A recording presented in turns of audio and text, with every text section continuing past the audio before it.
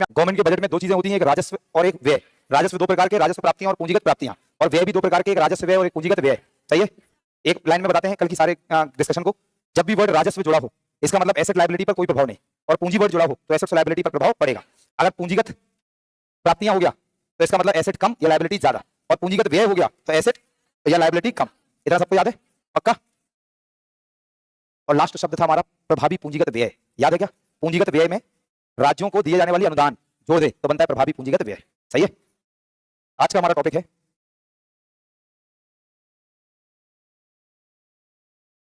Budget के प्रकार, types of budget.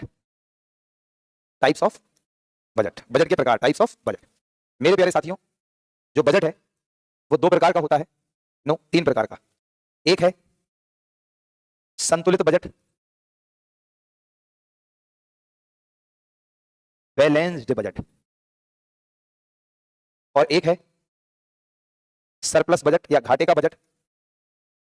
क्या कल वहां तक नोट सबने कर लिया था? कहां तक? रुपए कहां से आता है और रुपए कहां जाता है, सबका नोट हो गया? दोस्तों अगर हम बात करें, this is called deficit budget, घाटे का बजट डेफिसिट बजट। और एक और होता है अधिशेष बजट, अधिशेष budget, that is surplus budget. मेरे प्यारे साथियों, यदि हम बात करें बजट, तो बजट सिर्फ दो चीजों से संबंधित है, दिमाग लगाएं। एक, सरकार के कुल व्यय, दैट इज टोटल एक्सपेंडिचर, अरे बोलो यस, एवं सरकार के कुल राजस्व, बोले तो टोटल रेवेन्यू। ऐसे अब हम TOTR लिखेंगे, इसलिए मैंने ब्रैकेट में लिख दिया। सरकार का जो बजट होता है वो सिर्फ दो प्रकार का होता है, नहीं दो चीजों से संबंधित है। एक, सरकार के पास कहां से पैसा, और जो पैसा आएगा वो कहां जाएगा, that is called actually budget. सही है। अब अगर हम बात करें तो बजट खर्चे और राजस्व से संबंधित है, तो बाकी तीन टर्म आप अपने आप समझिए, मुझे कुछ बताना ही नहीं है। संतुलित बजट, जल्दी बताओ क्या होगा? सही है, वो लिखा TETR। यदि सरकार के जितने इनकम हो उतने ही खर्चे, तो बजट कैसा होगा? सही है। अपने आप बताओ, घाटे का बजट, आमदनी अठन्नी और खर्चा। सही है। और जल्दी बताओ सरप्लस बजट, क्या यही कह रहे हैं आप? ये हो गए सरकार के तीन प्रकार के बजट। तो एक संतुलित बजट, एक घाटे का, एक फायदे। अब आप अपना दिमाग लगाओ और थोड़ा मुझे बताओ, बस एक लाइन में, तुम्हारे पेपर के लिए आएगा कभी नहीं, तुम्हारी नॉलेज के लिए सिखाते हैं थोड़ा, कि इन तीनों प्रकार के बजट में सबसे अच्छा बजट कौन सा होता है? वैसे अगर हम बात करें तो एक सरकार का संतुलित बजट है, एक घाटे का है और एक अधिशेष है। तो अगर मैं पूछूं कि इन तीनों में, बहुत कॉमन सा जवाब है यार, इन तीनों में कौन सा बजट अच्छा है? जो लोग कह रहे हैं संतुलित, उनका जवाब बिल्कुल सही है। ऐसा बिल्कुल भी नहीं है, क्योंकि दोस्तों कभी भी किसी भी सरकार का बजट एक्चुअली, वो देखो 5 ईयर प्लान्स की PDF कुछ कह रहे हैं, मुझे लग रहा है एक बैच में डली नहीं है PDF, जरा चेक करो, है ना, कर लो। नहीं नहीं नहीं है, मुझे भी मैसेज आया था किसी का, इसे चेक करो अच्छी तरह। तो अनुराग से पूछो जरा क्या है, चेक कर। तो अगर हम बात करें, आपके पिताजी आपको हर महीने पैसा भेजते हैं, वो आपकी इनकम है, और आप जो खर्च करते हैं वो आपका। दोस्तों कभी भी किसी भी महीने आपका ऐसा हुआ कि जितना पापा पैसा भेज रहे उतना नहीं खर्चे?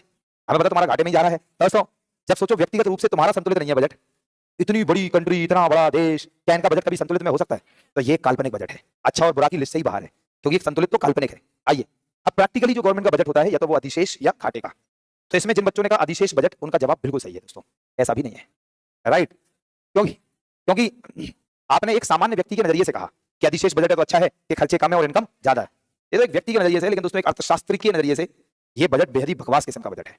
कैसे, वो मैं अगले 30 सेकंड में समझा दूंगा। वो कैसे? मान लो आप में से किसी के पिताजी, आप में से किसी के लाखों रुपए महीना कमा रहे हैं, इनकम बहुत ज्यादा है, रेवेन्यू, लेकिन आप लोगों के ऊपर खर्च, दोस्तों फटे पुराने कपड़े, जूते चप्पल, रूखा सूखा खाना आप लोगों को खिलवा रहे हैं। ये वाली नहीं है 5 ईयर प्लान, तो आप लोगों को खाना ऐसा दे रहे हैं आप लोगों को, मतलब और आपको बिल्कुल प्रभाव भी नहीं रहे, स्कूल में कुछ नहीं कर रहे, खर्चे नहीं कर रहे, पैसा बहुत ज्यादा है, खर्चा कर नहीं रहे। अब बताओ क्या आप ये कहोगे कि हे प्रभु हर जन्म में मुझे ऐसा ही बाप देना? दोस्तों है, तो इसका मतलब है क्या ऐसा बाप महाबकवास? अरे बोलो यस, होगा या नहीं? दोस्तों आप सरकार पे ले लो, यदि सरकार की इनकम बहुत ज्यादा है लेकिन खर्चा कम है, तो बताओ क्या ऐसी सरकार की आप प्रशंसा करोगे कि जो खूब पैसा कमा रही है, ना तो रोड बनवा रही है, ना स्कॉलरशिप दे रही है, ना तो दोस्तों एयरपोर्ट और बंदरगाह बनवा रही है, पावर प्लांट, ना तो दोस्तों आप लोगों को सब्सिडी दे रही है, तो क्या ऐसी सरकार को अच्छा मानोगे? तो अब देखिए दोस्तों, इकोनॉमिक्स में जो होता है वो दिखता नहीं है, और जो दिखता है वो होता नहीं है। आप लोग कभी ऐसा सोच रहे थे कि घाटे का बजट हमेशा अच्छा माना जाता है? दोस्तों सोचो, मतलब है, अगर ये सिर्फ क्लास की बात है, क्लास तक रखना दोस्तों, बाहर तुम बोलोगे तो आम व्यक्ति समझ नहीं पाएगा इस बात को। तो हमेशा घाटे का budget is a beautiful kind of budget. जानना चाहेंगे कैसे? क्योंकि घाटे का बजट हमें यह संदर्भित करता है कि अगर सरकार को बजट ये घाटा है, इसका मतलब दोस्तों ये है कि आप में से किसी के पिताजी, जिनके पास पैसा भले ही कम हो, रेवेन्यू नहीं है उनके पास, दोस्तों उनने अपना पेट काट के, जमीन बेचकर या ओवर टाइम मेहनत करके, उन्होंने कहा कोई नहीं तुम पढ़ना जाओ, पढ़ाई करो, हम खर्चा भेजेंगे, मतलब अपनी औकात से ज्यादा खर्चा कर रहे हैं। अगर आप में से किसी के पिताजी, जो कभी दिल्ली भेजते समय हमारे बाप ने भी करा था दोस्तों, 1 लाख प्रोविडेंट फंड से पैसा निकाला था, मैं आज भी याद है, और वो हमारे अकाउंट में डाल दिया कि हम मोड़ा दिल्ली जा रहे हो, कभी कभार जरूरत पड़ गई तो कम से कम वो खर्चा तो चला ले। एक दोस्तों ने मिलता था 4300-4400 रुपए, मुझे बहुत अच्छे से आज भी याद है। कैसे याद है? क्योंकि एटीएम से पैसा मैं निकालता था, उन्हें आज तक एटीएम नहीं चलाना सीखा। डरते हैं कहीं पैसा फंस ना जाए है आवा ना चला जाए, तो नहीं सीखा, क्या करें उसमें? मतलब एक तो एक गरीब और दूसरे दोस्तों सीधे, ऐसे लोग तुमने आज तक नहीं सीखा। तो हम एटीएम से पैसा निकालते तो देखते थे कितना पैसा आया, 43-44 रुपए आता था उनके अकाउंट में। अब दोस्तों उसमें वो क्या खाते, क्या घर वालों को खिलाते और क्या मुझे भेजते। इसलिए मैं 12 जुलाई में दिल्ली में लैंड हुआ और 19 जुलाई को हमने काम ढूंढ लिया दोस्तों, ग्रेजुएशन फर्स्ट ईयर में, कि भाई हमें पता था हमारे पिताजी बड़ा मुश्किल है, लेकिन खैर उन्होंने अपनी कमाई से ज्यादा खर्च करने की मुझ पर कोशिश करी हमेशा। तो दोस्तों उनकी इनकम क्या थी? कम, और दोस्तों खर्च क्या था? ज्यादा। बोलो यस। तो इसका मतलब बताइए, क्या ऐसे पिताजी को आप हमेशा सराहेंगे? हमारी सरकार के पास दोस्तों भले ही पैसा कमा रहा हो, लेकिन सरकार खर्चा ज्यादा कर रही है, रोड्स बनवा रही है, डैम्स बनवा रही है। क्या बताइए दोस्तों, ऐसी सरकार अच्छी होगी या बुरी?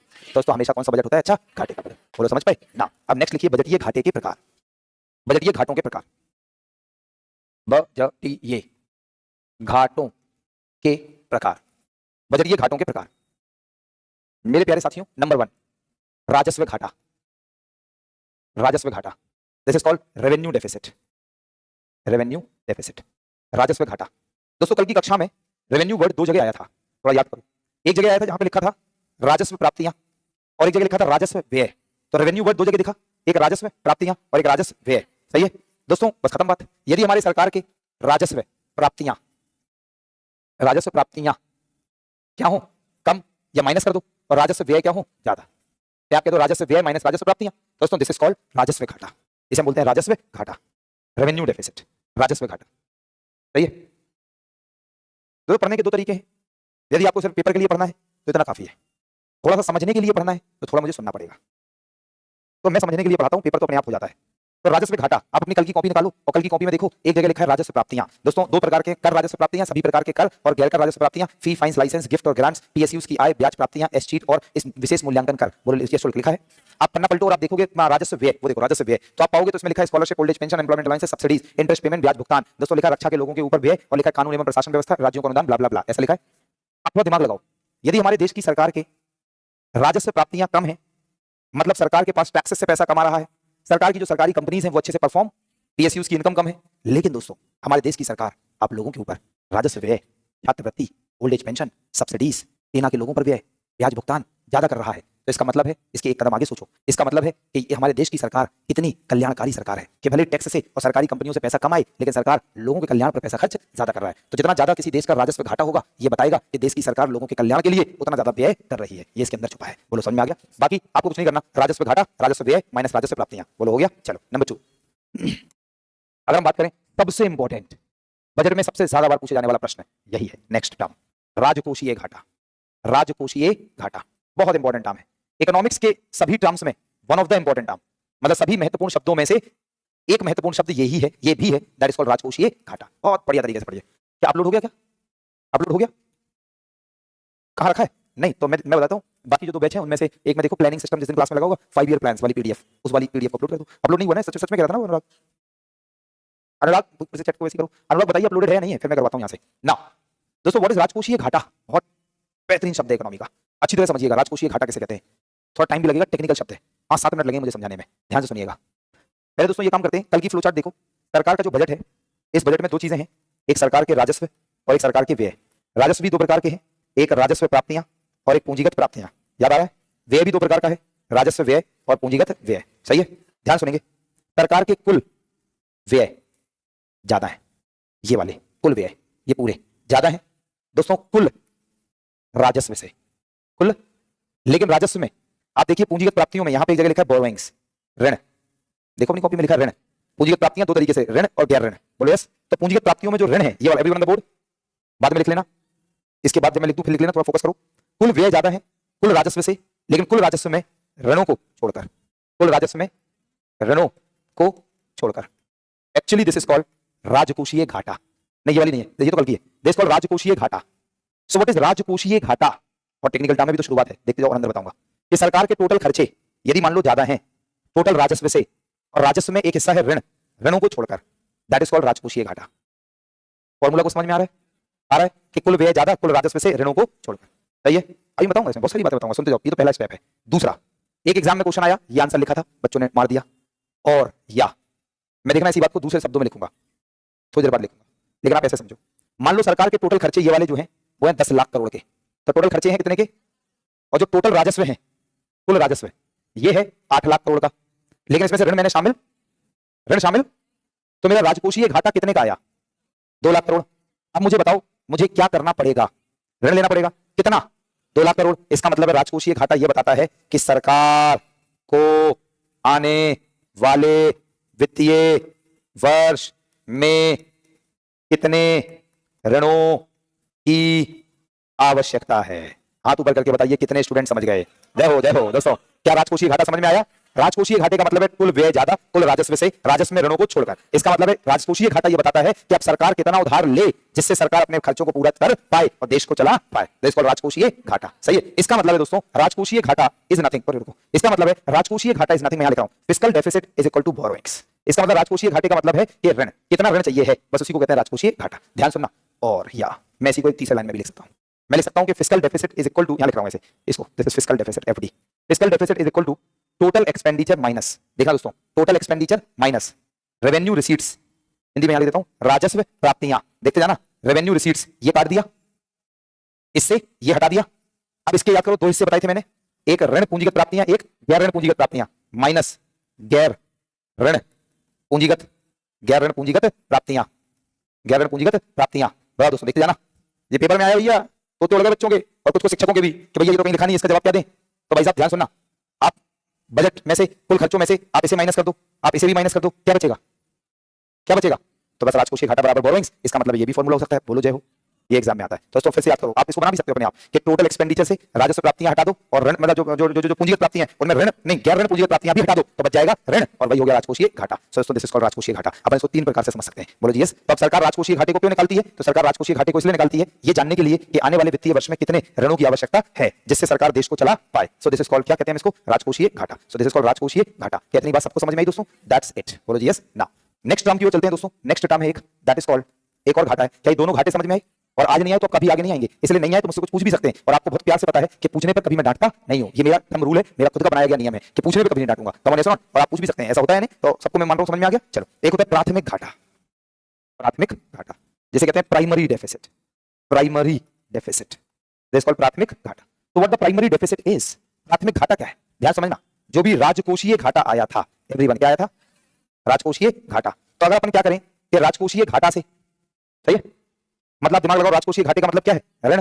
बोलो यस। मतलब जो आने वाले समय में ऋण या पीछे वाले ऋण? क्या बात, आने वाले समय में ऋण। ध्यान समझना, राजकोषीय घाटा तो भाई साहब ये बता रहा है, देखो मैं चाहता हूं कि इनके मूल रूप तक आप पहुंच जाएं, इसलिए मैं इतनी मेहनत कर रहा हूं आपको समझाने के लिए, वरना अभी तक सारे घाटे पाटे पूरे हो जाते और तुम समझ भी जाते। सिर्फ मुझे फॉर्मूले बताने होते और फॉर्मेलिटी के लिए कि बेटा इसलिए पढ़ा दो कि कल को पेपर में आएगा बच्चे ये ना कहें देखो ये पढ़ाया नहीं, और पढ़ा के निकलते जाओ। एक तो ऐसी पढ़ाई होती है, एक ऐसी पढ़ाई होती है कि एक ही बार पढ़ने का मौका मिला, और दोस्तों ऐसा पढ़ाओ कि अगले 10-15 सालों तक याद रख पाएंगे, तो इसलिए ऐसा पढ़ा रहे हैं। दोस्तों इसको समझना, राजकोषीय घाटा ये बताता है कि भैया देखो ऐसा है, अगर सरकार ने हमारे एग्जाम्पल के मुताबिक 2 लाख करोड़, अगर सरकार ने 2 लाख करोड़ रुपए उधार ले लिया तो सरकार देश को चला लेगी, देश चल जाएगा, है ना। लेकिन दोस्तों अब आता है एक सरकार प्राइमरी डेफिसिट भी निकालती है।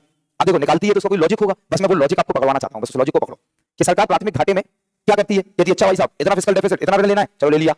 अब भाई साहब ये बताइए, जब सरकार ऋण लेगी तो पूर्व वर्षों के भी तो ऋण चल रहे होंगे, इस ऋण से उसका ब्याज भी तो जाएगा, तो उसको माइनस ब्याज भुगतान, माइनस ब्याज भुगतान। और मैं यहां साफ साफ लिखूंगा पूर्व वर्षों के ऋणों के, पूर्व ऋण, पूर्व ऋण, पूर्व ऋणों के।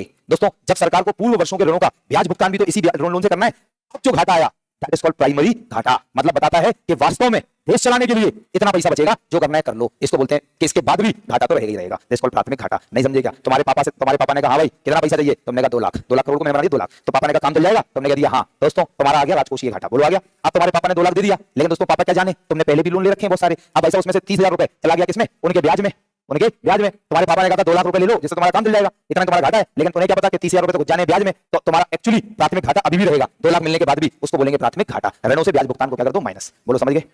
तीनों घाटों को देखो अच्छी तरह ईमानदारी से समझो, समझे नहीं। 2011 के बजट में भारत सरकार ने एक और नया घाटा बनाया।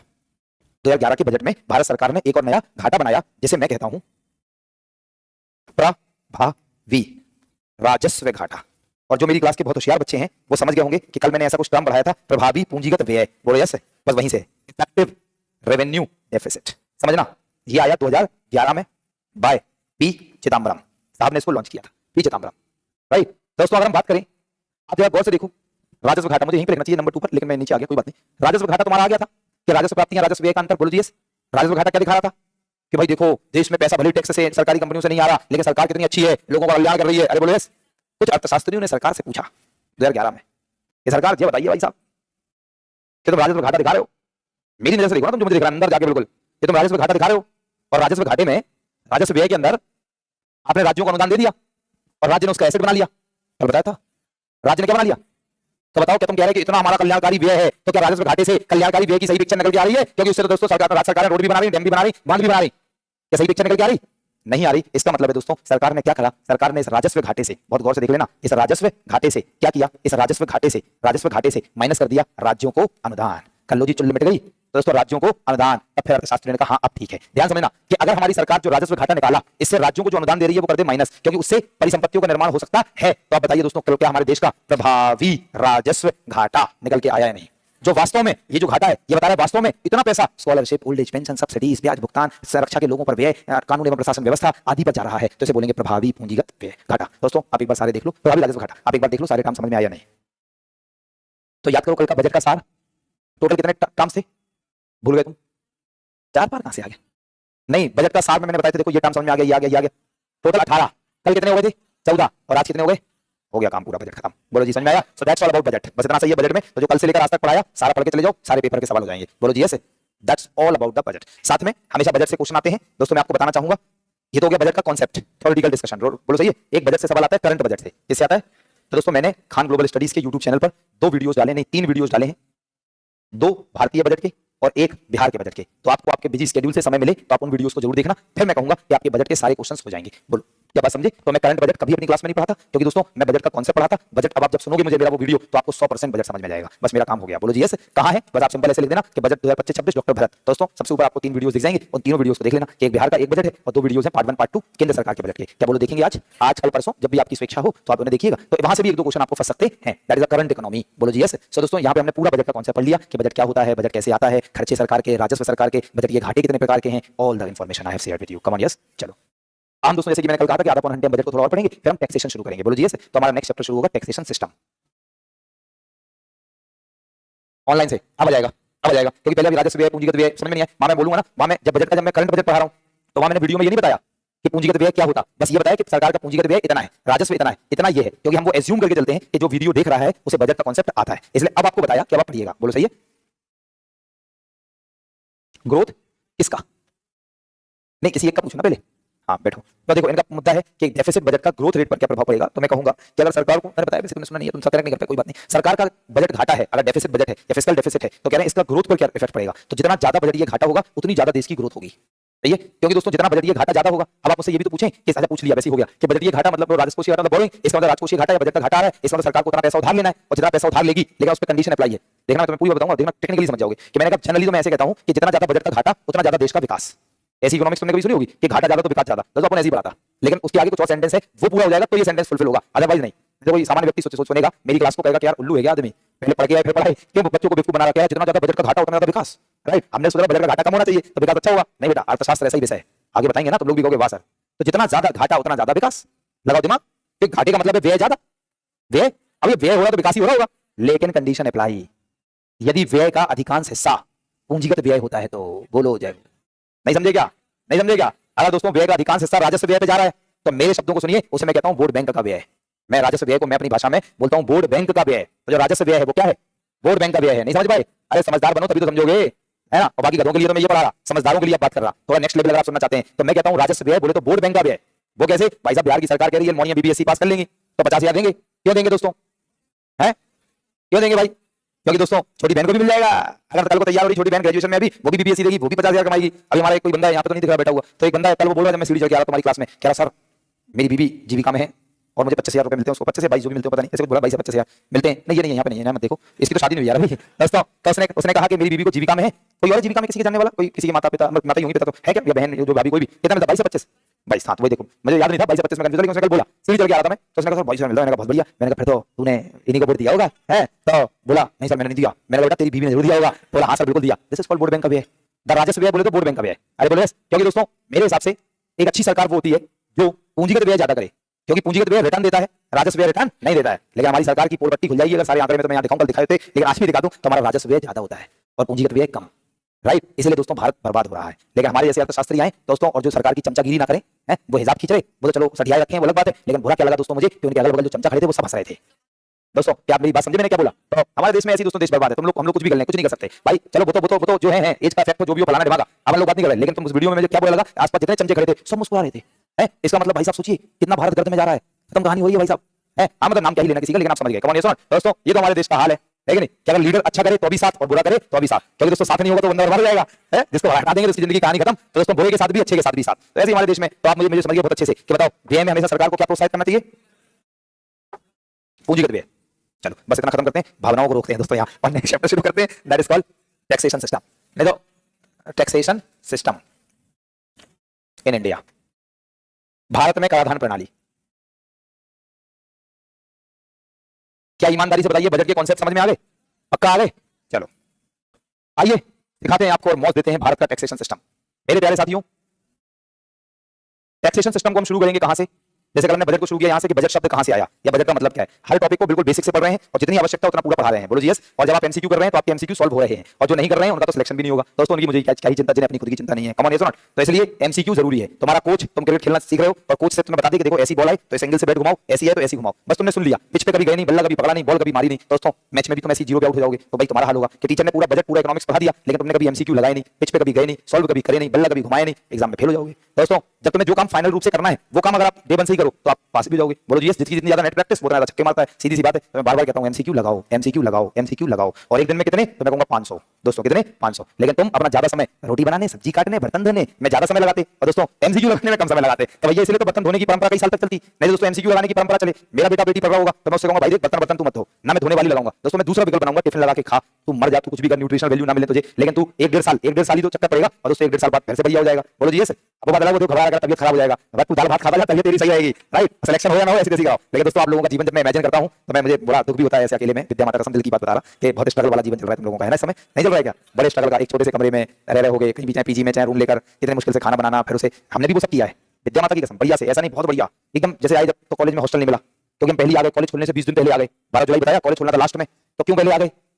क्योंकि कोचिंग ढूंढेंगे इतने दिनों में पढ़ाने की, धंधा ढूंढेंगे जमने के लिए। बोलो जी यस। अर्थशास्त्री तो बहुत तगड़े वाले बचपन से ही है ना, है कि नहीं? प्लान पूरा सब चीजें प्लान। बोलो जी यस। अब दोस्तों फिर हमें पापा मम्मी आए थे हमारे साथ जब छोटे थे ना, तो दोस्तों वो दिल्ली में शिफ्ट करा के गए। जगह का नाम है गांधी विहार, मुखर्जी नगर के पीछे एक स्लम एरिया है। स्लम एरिया मतलब ऐसी भी झुग्गी नहीं है, लेकिन गांधी विहार ऐसा है बस कि जैसे तुम्हारी बगल वाली जो गलियां हैं, राइट? लेकिन ये तंग है और वो थोड़ा स्मार्ट बना हुआ है, बढ़िया आराम से लग्जरियस कमरे में, लेकिन 25 गज के और 50 गज के दो सेट है बस, या तो 25 गज या 50 गज। और दोस्तों गली लेकिन ऐसी है कि एक बाइक आएगी तो दूसरी बाइक को रोकना पड़ेगा, फिर बाइक निकलेगी। क्या आप समझ गए ना? तो मैंने बहुत स्ट्रगल किया जीवन में बहुत साल, राइट?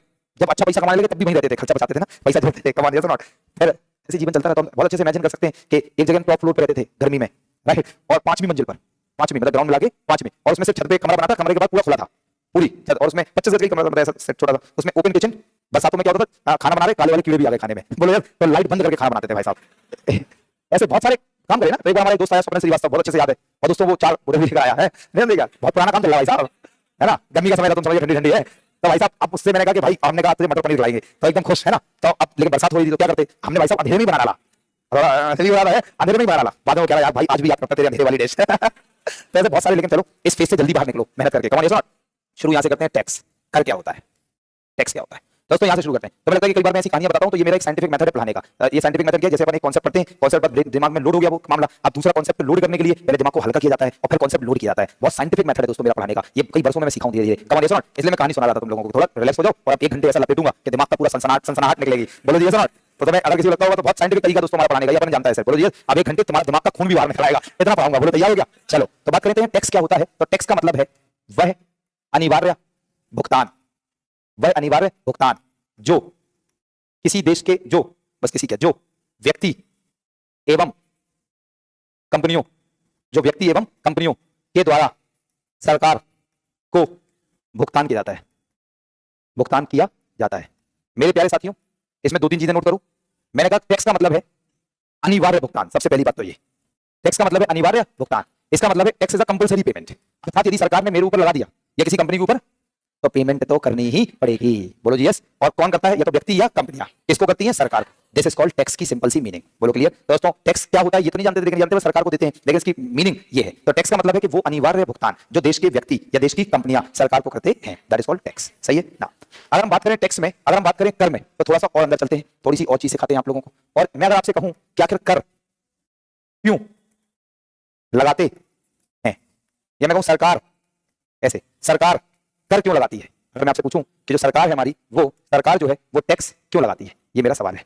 तो दोस्तों आप इसके तमाम सारे आंसर्स दे सकते हैं कि सरकार टैक्स क्यों लगाती है। नंबर 1, राजस्व प्राप्त करने के लिए। राजस्व प्राप्त करने के लिए, जल्दी बोलो। हाँ, जैसे सरकार की आय का स्रोत है, व्यय करने के लिए। भाई आय आएगी तभी तो व्यय कर पाएंगे। तो व्यय करने के लिए, चाहे वो देश के विकास में व्यय, चाहे विकास में हो, चाहे व्यय शिक्षा पर हो, अरे बोलो यस, चाहे व्यय रक्षा पर हो, चाहे पेंशन पर हो। आपने सब पढ़ रखा है, बोलो जी यस। दोस्तों ये सब तो बड़े कॉमन आंसर है कि भाई टैक्स लगाने से पैसा आता है, टैक्स लगाने से जो पैसा आएगा उसे सरकार विकास पर, शिक्षा पर, देश के ऊपर, स्वास्थ्य पर, फलाना ढिमाका, रक्षा पर व्यय करेगी, बोलो जी यस। बट थोड़ा और इसके बियॉन्ड सोचो, और इसके बियॉन्ड सोचो, थोड़ा और आगे चलो और अब मुझे बताओ कि सरकार टैक्स क्यों लगाती है। शाबाश। दोस्तों सरकार टैक्स लगाती है कि आय के समान वितरण हेतु।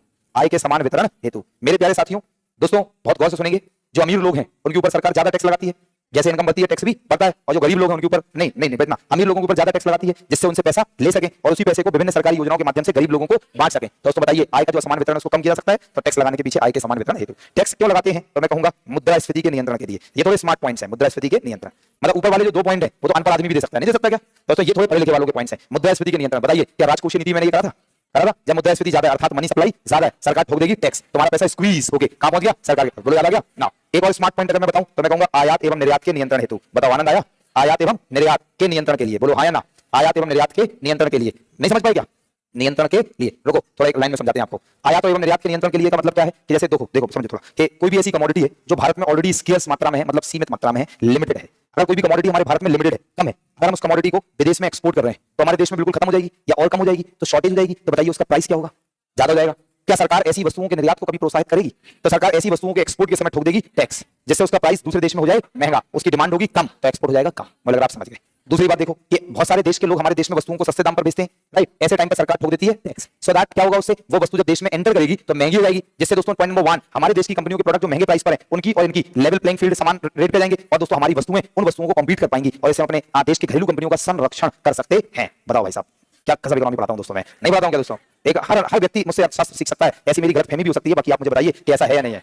ऐसा है, हर व्यक्ति को सिखा सकता है क्या मैं? पढ़ा लिखा भी और अनुभवी? तो आप आइए हमारी मम्मी से पूछिए जीडीपी क्या होता है, ऐसी मीनिंग बताएंगे, तुम भी जगा जाओगे दोस्तों। मैंने आधी ज्यादा इकोनॉमिक्स अपने घर वालों को भी पढ़ा रखी, बोलो जी ऐसा ना? सब चीजें दोस्तों, बहुत सारी चीजें। कभी समाचार सुन रहे हैं, कुछ आ रहा है दोस्तों, उस पर ही हम बात करने लगे, तो भले हमारी मम्मी स्कूल नहीं गई लेकिन अर्थशास्त्र की विशेषज्ञ वो भी है दोस्तों। म्यूचुअल फंड सब आता है उनको, बोलो जी स्टॉक्स बॉन्ड सब आता है उनको। She is very intelligent in all these things. Come on ऐसा तो देखिए आप लोग थोड़ा आगे चलते हैं। देखना दोस्तों, अगर हम बात करें टैक्स, नो ड्यूटी, हिंदी में शुल्क, फी,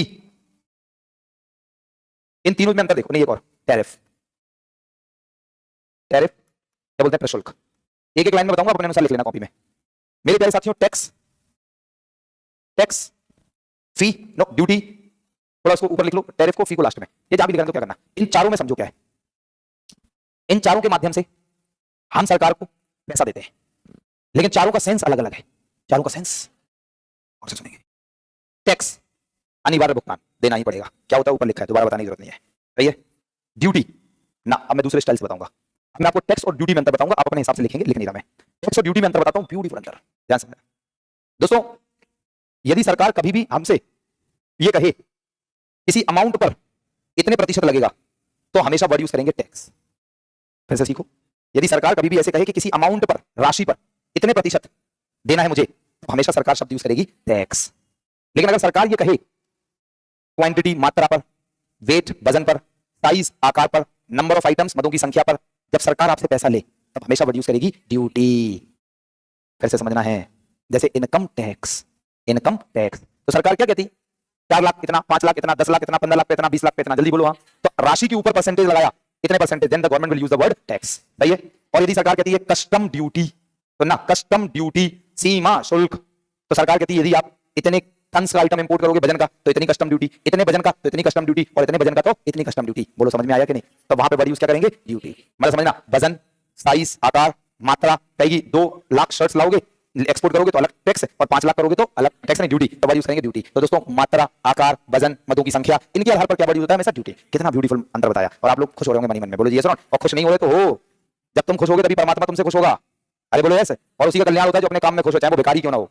हमारे झांसी से एक भिखारी रोज चलता है ट्रेन से, और ट्रेन के फर्श को साफ करते करते पैसा मांगता है, अपने काम में बिल्कुल खुश है। और दोस्तों झांसी में उसकी 5 बड़ी बड़ी कोठियां हैं। दोस्तों एक भिखारी है मुंबई का, जिसका नाम है भरत जैन। भरत जैन, उसकी तो पूरी स्टोरी तुमने सुनी होगी। और दोस्तों बड़ी बड़ी जगह दुकानें हैं, बिल्डिंग है, कई लाख रुपए का रेंट आता है, लेकिन आज भी भीख मांगता है।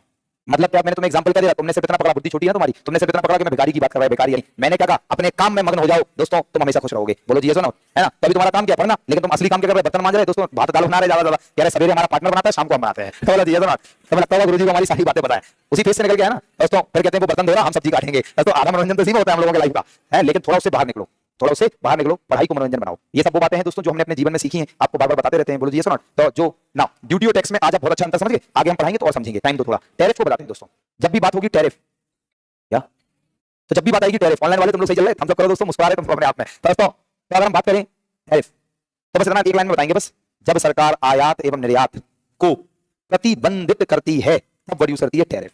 बस सरल भाषा में प्रतिबंधित को कर लो कंट्रोल, नियंत्रण। जब सरकार को अपने निर्यात या आयात को नियंत्रित करने तब वर्ड यूज करेगी टैरिफ, राइट, टैरिफ। दोस्तों इसका मतलब, अब तुम्हें एक बात बोलेंगे, तुमको अच्छा जी ट्रम्प टैरिफ यूएस में, बोलो जी यस। वो क्या कर रहा है, भारत जब अपनी वस्तु को एक्सपोर्ट कर रहा है और जब यूएस इंपोर्ट कर रहा है, ठोक दिया 50%। बोलो जी यस। कहा 25% ड्यूटी है और कहा 25% पेनल्टी है रशिया से, और कर लो ऑयल इंपोर्ट। अरे बोलो यस ना, दोस्तों 50% का ट्रम्प ने टैरिफ लगाया, तो टैरिफ वर्ड का मतलब वो भारत के निर्यात को यूएस में बाधित करना चाहता है, दैट्स इट। हम वर्ड यूज करेंगे टेक्निकली टैरिफ, लेकिन वो हो रहा है ड्यूटी, लग क्या रहा, कस्टम ड्यूटी। लेकिन ऐसा तो नहीं सुना तुमने, कस्टम ड्यूटी, कस्टम ड्यूटी, भाई कस्टम ड्यूटी तो हर चीज पे लगेगी, लेकिन जब हम किसी चीज को प्रतिबंधित करेंगे तो ड्यूटी की जगह होगा तो ड्यूटी, लेकिन बोलेंगे टैरिफ। बोलो समझ गए।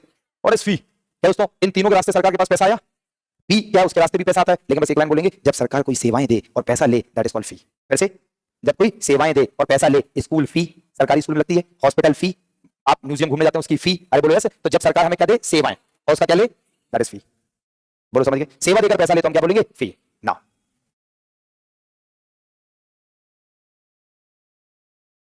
देखना क्या कह रहा राकेश, कह रहा सर वाइफ से लड़ने में मजा आता है, कह रहा जब वो बेलन फेंक के मारती है, जब वो बेलन फेंक के मारती है, नहीं मारती है तो नहीं लगता है तो हंसी आती है। और चलो यहाँ तक तो ठीक था, उसकी भावना है उसकी वाइफ और उसके साथ, लेकिन आगे पता क्या कह रहा, कह रहा आप ऐसा किए हैं देख रहा भाई, अबे थोड़ा तो शर्म कर ले भाई ना, तो भाई देखना दोस्तों, देखो स्वाद लेते हैं बच्चे एकदम बिल्कुल दोस्तों। आगे देखो, क्या ये बात समझ गए आप लोग। चलो अगर हम बात करते हैं दोस्तों, तो जो टैक्सेस हैं, आगे सुनो, next is types of taxes. कह रहे करों के प्रकार, करों के प्रकार, टाइप्स ऑफ टैक्सेस, करों के प्रकार। मेरे प्यारे साथियों, कर सिर्फ दो ही प्रकार के होते हैं बस, या तो डायरेक्ट टैक्सेस, प्रत्यक्ष कर, या इनडायरेक्ट टैक्सेस, अप्रत्यक्ष कर। तो कर सिर्फ दो ही तरीके के होते हैं, एक प्रत्यक्ष कर और एक अप्रत्यक्ष कर, राइट दोस्तों। एक सुधा कह रही गजब गुरुजी, तो गुरुजी है ही, स्टूडेंट भी कम नहीं है, तो बेटा स्टूडेंट तो हमसे भी बड़े गुरु हैं, राइट। तो देखिए अगर हम बात करें तो टैक्सेस दो तरीके के होते हैं, एक डायरेक्ट टैक्सेस और एक इसे हम अप्रत्यक्ष, कभी कभी आप किताबों में पढ़ोगे परोक्ष भी कहते हैं। दोस्तों दो प्रकार के टैक्सेस होते हैं, और दोस्तों that is called direct tax और इनडायरेक्ट टैक्स। बोलो सही है। अब आप ध्यान सुनना, डायरेक्ट और इनडायरेक्ट टैक्सेस क्या होते हैं। अब उसमें क्या कह रहा है कि बस ऐसे फालतू के मैसेज पढ़ लेते हैं, काम के नहीं पढ़ते हैं, देखते नहीं है, पता नहीं क्या ही बोले जा रही है हर्षानंद। तो बेटा देखो, वैसे तुम्हें मैसेज करने की जरूरत ही नहीं है ना, लेकिन तब भी तुम करते हो, तो क्या ही करेंगे, थोड़ा हम भी मनोरंजन कर लेते हैं, राइट। लेकिन क्वेश्चन करने की जरूरत ही नहीं है। आप मुझे बताइए, जिस दिन से मैं आपको पढ़ाने आ रहा हूं, ये तो ऑनलाइन है, आप तो ऑफलाइन बैठे, हार्डली आपने पिछली क्लासेस में, सारी क्लासेस में मिला के उतने सवाल भी नहीं पूछे होंगे किसी ने भी एक क्लास में। बोलो ऐसा हुआ है नहीं हुआ, मतलब जितनी क्लासेस हुई, क्या कभी किसी ने कोई सवाल पूछा, तो पूछा भी तो कभी एक दो सवाल पूछ लिया, उसका जवाब दे दिया, इतने में काम हो गया। क्यों? क्योंकि आपको मन में जो चल रहा है, मुझे पता है क्या चल रहा है, तुम्हारे मन में चल रहा है सर आप पढ़ाते ही ऐसा है कि सवाल की जरूरत ही नहीं पड़ती है, या किसी के मन में चल रहा है जो सवाल आता है वो अपने आप सॉल्व भी हो जाता है। अरे बोलो ऐसे, तो दोस्तों जब टीचर ही इतना स्मार्ट है, तुम इतनी सारी चैट्स करोगे, और सोचो इतने सारे बच्चे इतनी चैट कर रहे हैं, मैं सारे सवाल के जवाब भी नहीं दे सकता, ये भी बड़ा कॉमन सेंस की बात है। कौन है और जो मुझे कभी दिख जाता है वो मैं बताता हूं, और जो नहीं दिखता है तो बेटा तुम्हें इतने सवाल की जरूरत ही नहीं है वास्तविकता में, या तुम्हें पेशेंस रखना है। बोलो जी ऐसे कि थोड़ा टाइम देना है, टाइम देना है, तब चीजें समझ में आएंगी। तो अगर सवाल होते तो टीचर तो इतने बच्चे बैठे थे, इतने सारे टीचर तो पढ़ा जाते हैं, बच्चों को जवाब देते थे। तो पढ़ाना ही स्ट्रेटजी है कि ऐसा पढ़ाओ कि जो आप पढ़ा रहे हो सवाल आया, थोड़ा पेशेंस रखा, रिजॉल्व हो गया अगले स्टेटमेंट में। बोलो जी यस। तो मेरे प्यारे साथियों, अगर हम बात करें व्हाट इज डायरेक्ट और व्हाट इज इनडायरेक्ट, एक लाइन में सबसे पहले समझेंगे कि डायरेक्ट टैक्सेस का मतलब है कि वे कर जो जिस व्यक्ति पर लागू, बस एक लाइन लिख रहे हैं, वही भुगतान करता है, बस खत्म बात, वही भुगतान करता है। दोस्तों इसका मतलब है, दूसरी बात इसी में, कि इसका जो बर्डन है, इस प्रकार के टैक्सेस का जो बर्डन है, भार है, बर्डन मतलब भार, क्या बताओ एक व्यक्ति से दूसरे व्यक्ति पर शिफ्ट होता है, नहीं होता, that is called direct tax. जैसे दोस्तों मेरे ऊपर टैक्स लगा, मैंने ही पे किया, दोस्तों इसे बोलेंगे डायरेक्ट टैक्स, और इसका जो बर्डन है वो हम एक व्यक्ति से दूसरे पर शिफ्ट नहीं कर सकते। अगर हम बात करेंगे what is the indirect tax, जो लागू जो होता है वो किसी एक व्यक्ति पर, एवरीवन लागू किसी एक व्यक्ति पर, लागू किसी एक व्यक्ति पर। लेकिन दोस्तों आगे की कहानी है, लेकिन क्या भुगतान किसी और व्यक्ति द्वारा, बताओ बात समझ पाए नहीं, किसी और व्यक्ति के द्वारा। दोस्तों जो टैक्स है वो लागू तो मेरे ऊपर हुआ, लेकिन उसका भुगतान किसने किया, किसी और ने। दोस्तों इसका मतलब है इनका जो भार है, बर्डन, वो एक व्यक्ति से दूसरे व्यक्ति पर क्या शिफ्ट हो सकता है। बोलो जी जैसे दोस्तों इसका एग्जांपल मेरे पास है आयकर। बताओ दोस्तों सारे स्टूडेंट, जो मेरा इनकम टैक्स है वो मैं कभी मैं दे देता हूं, कभी मेरा एक दोस्त है वो दे देता है मेरा इनकम टैक्स, नहीं समझ में आया, कभी मेरा पड़ोसी दे देता है मुझे देना पड़ेगा। इसका मतलब दोनों स्टेटमेंट ऊपर के क्लियर हो गए। बोलो जी कि जिस पर लागू हुआ वही देगा और इसका बर्डन भी शिफ्ट नहीं होगा। दोस्तों इसका एग्जांपल मेरे पास that is GST, goods and service tax है। दोस्तों जैसे हमारे केजीएस पर सरकार ने जीएसटी लगाया, एवरीवन किस पर लगाया, और केजीएस ने आपसे ले लिया, आप अपनी फीस स्लिप देखो लिखा होगा सीजीएसटी 9%, एसजीएसटी 9%। बोलो पे किसने किया, आपने लागू किस पे हुआ, केजीएस पर, दैट इज इनडायरेक्ट टैक्स। तो इसका नेचर ही ऐसा है कि लागू कहीं और भुगतान कहीं और, that is called indirect tax. सबसे पीछे बैठा है वो पर्दा पूरा बंद कर दो प्लीज है। तो दैट इज कॉल्ड डायरेक्ट और इनडायरेक्ट टैक्स। कितनी बात समझ में आई है ना? तो डायरेक्ट टैक्स ठीक है। तो डायरेक्ट टैक्स का मतलब है कि एक ऐसा टैक्स पूरा बंद करना बेटा। तो इस साइड से बंद करो थोड़ा, और इस साइड से, इस साइड से बंद करो। नहीं गेट को इस साइड छोड़ दो, इस साइड से बंद कर दो इसको। Thank you so much. और थोड़ा बंद करो इस साइड, और थोड़ा इस साइड बंद करो। तो दैट इज डायरेक्ट टैक्स और इनडायरेक्ट टैक्स। पता लगाना नहीं आता क्या तुझे? कभी लगाई नहीं होगा तुम्हें जीवन में, राइट? पता लगाने के लिए भी तो दोस्तों माहौल चाहिए, ठीक है? पता नहीं लगा हमारा दोस्तों, ये मतलब अंदर का सारा माहौल बाहर दिखाना है क्या दोस्तों? देखिए, एक होता है डायरेक्ट और एक होता है इनडायरेक्ट टैक्स। क्या इतनी बात समझ में? दैट इज डायरेक्ट और थैंक यू यार, थैंक यू। दैट इज सीख ले, देख इसको कितना एक्सपीरियंस है पता लगाने का। दूसरा बंदा क्या बीच तोड़ के देखो दोस्तों, एक होता है डायरेक्ट टैक्स, कोई बात नहीं, ढूंढने जुगाड़ लगाना सीख जाएगा, राइट? एक होता है डायरेक्ट और एक इनडायरेक्ट टैक्स। कितनी बात समझ गए? क्या कोई भी टैक्स मेरे ऊपर लागू और मैं ही पे करूं, दैट इज डायरेक्ट। लागू मेरे ऊपर पे कोई और करे, दैट इज इनडायरेक्ट। कितनी बातें समझ गए? चलो थोड़ा आगे चलते हैं और अब आपको सिखाते हैं नेक्स्ट टॉपिक में टैक्सेशन सिस्टम। तो यहाँ पे आप लिखेंगे taxation system. Taxation system Hindi में बोलते हैं कराधान प्रणाली। एवरीवन, कराधान प्रणाली। ध्यान से समझना, पूरे विश्व में, ना कि भारत में अकेला, बल्कि पूरी विश्व में, पूरे विश्व में अलग अलग कंट्रीज का, राइट, अलग अलग टैक्सेशन सिस्टम होता है, राइट? दोस्तों पूरे विश्व में अलग अलग, दोस्तों अलग अलग देश में अलग अलग टैक्सेशन सिस्टम होता है। कराधान प्रणाली। भैया ने तुम थिएटर का माहौल क्यों दे रहे हैं? खोल दो लाइट एकदम, ऐसा लग रहा है उनको थिएटर में बैठे हैं, कुछ और करने लग रहे होंगे आपस में, तो क्या होगा दोस्तों? अगर हम बात खोल दो भैया, लाइट खोल दो। ऐसा कुछ भी नहीं होगा भाई, राइट? लेकिन कुछ भी हो सकता है। धारा 377 का भी यूज कर सकते हैं यहाँ बैठ कर ये लोग। दोस्तों अगर हम बात करें कराधान प्रणाली, धारा 377 जानते हो तुम लोग? तो ठीक है, बहुत अच्छे होशियार बच्चे हैं। देखो एकदम, तो देखो क्या बात करेंगे अगर आप, तो पूरे विश्व में, बस पूरे विश्व में अलग अलग देशों में अलग अलग टैक्सेशन सिस्टम है। बस समझना, टैक्सेशन सिस्टम का मतलब होता है कि टैक्स लागू करने का तरीका। समझना please, don't try to understand कि they are not the types of taxes. जो करों के प्रकार हैं वो सिर्फ दो हैं। एवरीवन ऑन द बोर्ड, करों के प्रकार सिर्फ दो हैं, या तो टैक्स डायरेक्ट होता है या टैक्स इनडायरेक्ट। लेकिन टैक्सेशन सिस्टम का मतलब है कि किसी देश की सरकार किस प्रकार से टैक्सेस को कलेक्ट करके, लागू करके कलेक्ट कर रही है, उसे बोलते हैं टैक्सेशन सिस्टम। जैसे एक होता है progressive taxation system, progressive taxation system, progressive taxation system, that is called प्रगतिशील कराधान प्रणाली। प्रगतिशील कराधान प्रणाली, ये क्या होता है बहुत प्यार से समझेंगे प्लीज। प्रोग्रेसिव टैक्सेशन सिस्टम, प्रगतिशील कराधान प्रणाली, ये कहता है, देखो ऐसे याद रखना, प्रगतिशील प्रगतिशील प्रगतिशील, इसका मतलब है अधिक आय। एवरीवन, क्या? अधिक आय तो आपका अधिक कर, अधिक आय तो अधिक कर। मतलब आपको हमेशा भी याद हो गया, कैसे समझो? प्रगतिशील प्रगतिशील, ज्यादा इनकम ज्यादा टैक्स, याद हो गया? बोलो जी यस। तो कम इनकम तो कम टैक्स। तो दोस्तों अब एक एग्जाम में क्वेश्चन आता है कि जो प्रगतिशील कर हैं, एवरीवन बोलो, जवाब तुरंत दे देंगे, मेरा सवाल खत्म होते होते जवाब चाहिए। दोस्तों जो प्रगतिशील कर हैं, इन करों का जो अधिक भार है वो गरीबों पर लगेगा या अमीरों पर? तो इनका अधिक भार किस पर लगता है? अमीर पर। तो एक एग्जाम में क्वेश्चन पूछा गया कि कौन सी कराधान प्रणाली गरीबों के अनुकूल होती है?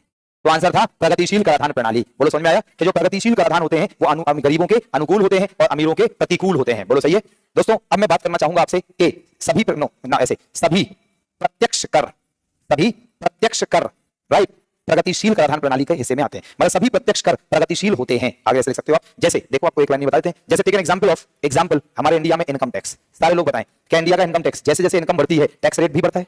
इनकम बढ़ती तो टैक्स रेट भी बढ़ता है, दैट इज प्रगतिशील। क्या हो गया वो? प्रगतिशील। समझ में आया ना? अगर मुझे प्रगतिशील का ग्राफिकल प्रेजेंटेशन करना है, कि अगर मैं प्रगतिशील का ग्राफिकल रिप्रेजेंटेशन करूं कि इसका ग्राफ कैसा बनेगा, तो जरा सारे लोग देखना, this is called O X axis, right, this is O Y axis. बोलो जी यस। तो इसका मतलब है यहां पर मैं दिखा रहा हूं क्या? आय, और यहां पर दिखाऊंगा कर दर। इज इट ऑलराइट दोस्तों? जो प्रगतिशील कराधान है, everyone on the board please, जो प्रगतिशील कराधान है, मैंने कहा आय ज्यादा तो कर भी ज्यादा। तो इसका जो ग्राफ बनेगा, जो इस ग्राफ में जो कर्व बनेगा, ये ऐसा बनेगा। बहुत होशियार बच्चे अपने आप समझ गए। हाथ ऊपर करो, कौन कौन समझ गया? क्या मैं बताऊंगा? समझ गए? यहां देखो सारे लोग, अगर मान लो इतना, देखो ऐसे नहीं, अगर किसी की इनकम इतनी है, एवरीवन इनकम 0, 1 लाख, 2 लाख, 3 लाख, 4 लाख, 5 लाख, मान लो एग्जांपल, तो उसको टैक्स इतना देना है, this is the tax rate. बोलो देना है। अगर दोस्तों हमारी इनकम क्या हुई? ज्यादा। Everyone on the board please, हमारी इनकम क्या हुई? ज्यादा। लुक एट हियर, इनकम क्या हुई? ज्यादा, तो उसको टैक्स भी क्या देना है? ज्यादा। क्या साफ साफ विजिबल है?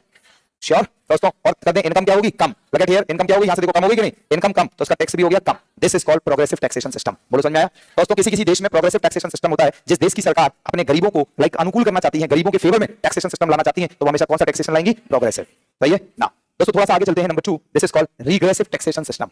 Then is regressive taxation system, regressive taxation system, right, this called प्रतिगामी कराधान प्रणाली।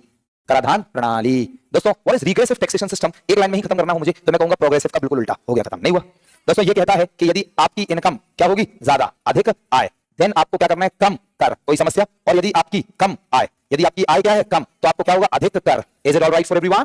पक्का? तो अगर आपकी इनकम ज्यादा तो टैक्स भी ज्यादा, और इनकम कम तो टैक्स कम। दोस्तों तो मैं कहूंगा, अपने आप दिमाग लगाएं, इनकम ज्यादा टैक्स कम, इनकम कम तो टैक्स ज्यादा। इसका मतलब इनका अधिक भार किस पर पड़ेगा? अधिक भार किस पर पड़ेगा दोस्तों? गरीबों पर। बोलो जी यस। और कम भार किस पर पड़ेगा? और दोस्तों मैं एक लाइन और बोलूंगा कि सभी अप्रत्यक्ष कर, दिमाग में लोड कर लो हमेशा के लिए, सभी अप्रत्यक्ष कर दोस्तों कैसे होते हैं?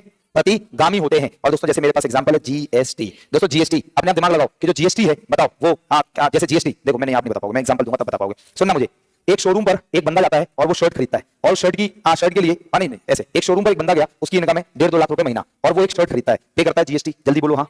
उसी शोरूम में एक दूसरा बंदा भी जाता है जिसकी इनकम है 60-70 हजार रुपए महीना, वो भी वही शर्ट खरीदता है और वो भी जीएसटी पे करता है। बस मुझे आप एक जवाब दें, उसका जीएसटी का ज्यादा भार किस पर पड़ा? That is called indirect. मुझे लग रहा आप समझ गए, बोलो यस और not. So this is called indirect. Is it alright? सो एक होता है हमारा कौन सा टैक्स, जल्दी बताओ? प्रोग्रेसिव। और एक होता है कौन सा? क्या बात समझ में आ गई? बहुत अच्छे से आ गई, पक्का? तो एक होता है प्रोग्रेसिव और एक रिग्रेसिव। अब आप थोड़ा दिमाग लगाएंगे और इसको अगर ग्राफिकली रिप्रेजेंट करेंगे, हालांकि आपको बिल्कुल भी जरूरत नहीं है, ऐसे कोई ग्राफ नहीं आएगा, लेकिन आपके कॉन्सेप्ट्स और थोड़े स्ट्रॉन्गर हो जाएंगे अगर यहाँ पे हम क्या दिखाएं? आय, राइट? यहाँ पे हम क्या दिखाएं? कर दर, एवरीवन कर दर। तो अगर हमें बनाना हो रिग्रेसिव टैक्सेशन सिस्टम तो जो ऐसे बनेगा। कितने बच्चे बिना बताए समझ गए? पक्का? थैंक यू सो मच दोस्तों। अगर हमारी पहले ये सिस्टम चल रहा था, आपको दिखाई दे रहा है? बोलो जी यस। जैसे हमारी लाइक इतनी इनकम पर इतना टैक्स लग रहा था पहले, क्या हमारी इनकम इतनी है तो टैक्स इतना है। अगर हमारी इनकम क्या हुई? बढ़ गई, मान लो इनकम नो, यहाँ पर इनकम बढ़ गई, ये देखो इनकम बढ़ गई कि नहीं? अरे इतनी सी इनकम बढ़ रही है दोस्तों, तो हमारा टैक्स क्या हो गया?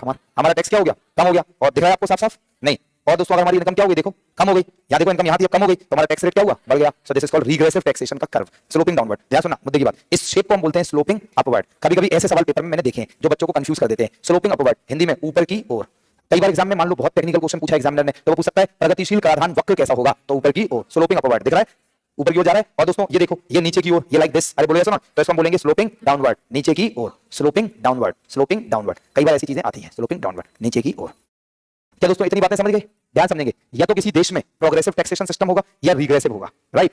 या किसी देश में दोनों होंगे, प्रोग्रेसिव भी और रिग्रेसिव। जैसे इंडिया में प्रोग्रेसिव डायरेक्ट टैक्सेस भी है, रिग्रेसिव इनडायरेक्ट टैक्सेस भी है। I hope you getting my point. चलो दोस्तों आप थोड़ा ब्रेनस्टॉर्मिंग करना, रुको पहले मैं थोड़ा और पढ़ा दूं फिर करवाते हैं। एक होता है प्रोग्रेसिव रिग्रेसिव, एक होता है proportional taxation system. Proportional taxation system, अनुपातिक कराधान प्रणाली। अनुपातिक कराधान प्रणाली। दोस्तों इसका मतलब यह हुआ, अनुपातिक कराधान प्रणाली बिल्कुल विचित्र टैक्सेशन सिस्टम है। और पहले बता दूं बताने से पहले कि ये किसी भी देश में नहीं होता। दोस्तों ये कहता है कि आपकी जो आय है वो कम या अधिक, जो कर दर है इट विल रिमेन सेम। लो जी दोस्तों, ऐसा किसी देश में होता नहीं है, बस इतना याद रखेंगे, हम आगे कुछ पढ़ाएंगे नहीं इसमें। बोलो जी यस। तो ये कहता है कि आपकी इनकम चाहे ज्यादा हो या कम, tax rate would be same. तो अगर मुझे इसमें ग्राफिकल रिप्रेजेंटेशन करना है इसका, तो it would be like this. यहाँ पर हम बात कर देते हैं ओ वाई एक्सिस और यहाँ पे हम बनाते हैं ओ एक्स एक्सिस। तो अगर हम बात करें ओ एक्स एक्सिस में हम दिखा रहे हैं दोस्तों आय, और ओ वाई एक्सिस में हम दिखा रहे हैं कर दर। तो थोड़ा दिमाग लगाइए, अपने आप आंसर निकालिए कि इसका कर्व कैसा होगा। It would be like this. क्या ये करेंगे आप? It would be like this. बोलो जी यस। ये कह रहा है everyone on the board please, ये कह रहा है आपकी इनकम इतनी, नहीं आपकी इनकम इतनी, हमारा टैक्स इतना। बोलो जी यस। कह रहा है इनकम बढ़ जाए टैक्स इतना ही, इनकम घट जाए टैक्स इतना ही। That is called right. इसे हम कहेंगे parallel to X axis. Everyone, तो दोस्तों अनुपातिक कराधान प्रणाली का वक्र कैसा होगा दोस्तों? Parallel to X axis. Now अगर हम बात करते हैं दोस्तों, तो नेक्स्ट एक और है मेरे पास, दैट इज कॉल्ड, एक और है जिसे हम बोलते हैं अधोगामी कराधान प्रणाली। अधोगामी कराधान प्रणाली, अधोगामी कराधान प्रणाली। This is actually called degressive taxation system. Degressive taxation system थोड़ा सा अलग है, ये थोड़ा सा अलग है। मैं अगर कहूं तो मैं कहूंगा इसके अंदर, रुको पहले इसकी मीनिंग समझो। अगर आपकी ऐसे शुरुआत में, ये और अच्छी बात, प्रारंभ में यदि आपकी आय अधिक, राइट, तब कर दर भी अधिक। नहीं समझ पाए? सही है, आय ज्यादा टैक्स ज्यादा, आय ज्यादा टैक्स ज्यादा, लेकिन एक स्तर के बाद दोस्तों जो कर दर है ये समान हो जाता है। दैट इज कॉल्ड अधोगामी। समान हो जाता है, पूरा सेंटेंस लिख लो, समान हो जाता है। दिस इज कॉल्ड अधोगामी। अगर मुझे अधोगामी वक्र बनाना है तो I would draw like this. तो अगर हम बात करें, दिस इज कॉल्ड द तो मेरे प्यारे साथियों, this is O X axis में हम दिखा रहे हैं आय, और ओ वाई एक्सिस में हम दिखा रहे हैं कर दर। मेरे प्यारे साथियों, everyone on the board please, जो हमारा अधोगामी कर है, कराधान है, वक्र है, वो शुरुआत में ऐसा होता है और थोड़ा दिमाग लगाएंगे आप तो एक लेवल बाद वो ऐसा हो जाएगा। बोलो समझ पाया नहीं? शुरुआत में कह रहा है देखो इनकम ज्यादा टैक्स ज्यादा, इनकम ज्यादा टैक्स ज्यादा, फिर इनकम चाहे ज्यादा या कम टैक्स रेट सेम। इसको अधोगामी। अगर मुझे बताना हो तो मैं इसका एग्जांपल दे सकता हूं, जैसे भारत में आयकर। वैसे देखा जाए तो आयकर प्रगतिशील है, कंफ्यूज मत होना, जैसा आपने यहां भी लिखा प्रगतिशील है, वो तो मैं बताया था, लेकिन रियल नेचर अगर देखें तो ध्यान समझना, मैं कहूंगा जिसमें प्रगतिशील, देखते जाना, प्रगतिशील एवं क्या अनुपातिक, राइट, कराधान की विशेषताएं क्या हो एक साथ। नहीं समझ पाए? तो जैसे हमारे इंडिया का income tax degressive, actually progressive nature का तो है, इनकम बढ़ेगी टैक्स बढ़ेगा, बोलो जी यस। लेकिन वास्तव में अगर मुझे एग्जैक्ट नेचर बताना हो कि भारत में आयकर कैसा है, तो मैं कहूंगा कैसा है? डिग्रेसिव है। क्योंकि दोस्तों इंडिया में इनकम बढ़ रही है, टैक्स रेट बढ़ रहा है। 24 लाख के ऊपर सबको 30% देना है वर्तमान में। कितना? 24 लाख के ऊपर, चाहे 2500, 3000, 3500, 4000, 4200, सबको कितना? 30। That is degressive. समझ पा रहे हैं? तो किसी भी देश में ये 4 प्रकार के टैक्सेशन सिस्टम होते हैं, इनमें से ही कोई ना कोई देखने को मिलता है। जनरली हर देश में मिक्स होता है, प्रोग्रेसिव भी और रिग्रेसिव भी, जैसे भारत में है। सही है, या तो कोई देश चाहती है। अब देखो थोड़ा सा मुद्दा है मेरे पास एक डिस्कशन करने का, लेकिन जब आप बहुत जोर डालोगे दिमाग पर, मैं घर के लिए आपको काम देता हूं, आप कल मुझे इसका जवाब देना। आज तो मैं आप लोगों से जवाब उम्मीद नहीं कर रहा हूं, तो आप थोड़ा घर पर इस पर विचार करना। बोलो करोगे? एक मेरे पास है प्रोग्रेसिव टैक्सेशन, एक है रिग्रेसिव। आखिरी के दोनों भूल जाओ। सही है, मैं चाहता हूं घर पे थोड़ा सोचना, विचार करना, रिसर्च करना, 5-10-15 मिनट। आप अकेले में जब थोड़ा चिंतन मनन करोगे तो कुछ ज्ञान मिलेगा, लेकिन कब? जब आपको टैक्सेशन अच्छे से आएगा। अभी तो आप जवाब दे ही नहीं पाओगे, और दोगे भी तो बहुत सुपरफिशियल होगा। मैं चाहता हूं थोड़ा सोचो इस पर। एक है विकसित राष्ट्र और एक है अविकसित या विकासशील राष्ट्र, भारत जैसे, है ना। तो अब मेरे से मेरा ये सवाल है कि विकासशील राज्य में कौन सा टैक्सेशन सिस्टम होगा, प्रगतिशील या प्रतिगामी? क्यों जवाब दे रहे, गधे हो क्या? मैंने पहली का तुक्का मार रहे, ऐसे ही मार दिए दोस्तों, ऐसे ही मार देना है प्रगतिशील, राइट। पहले सोचना है तो ना तुक्का चलेगा। हाँ, और दोस्तों जो विकसित राष्ट्र होंगे इनमें कौन सा टैक्सेशन होगा? जब आप सोचोगे तभी जवाब दे पाओगे, बिना सोचे नहीं दे पाओगे। तो मैं चाहता हूं घर पे सोचना, अभी मैं बात नहीं कर रहा। बोलो जी क्लियर है? सो दैट सबको आंसर मिलना चाहिए। करोगे क्या आप इस पर थोड़ा सा काम? चलो, कि विकसित और विकासशील देशों में तुलना करें तो प्रगतिशील और प्रतिगामी किस प्रकार के देश में होंगे? बोलो जी क्लियर है? चलो, तो मेरे प्यारे साथियों, टैक्सेशन में हमने बात करी कि टैक्स क्या होता है, टैक्स कितने प्रकार के होते हैं, और टैक्स में डायरेक्ट टैक्स और इनडायरेक्ट टैक्स क्या है, और टैक्सेशन सिस्टम जो क्या क्या है।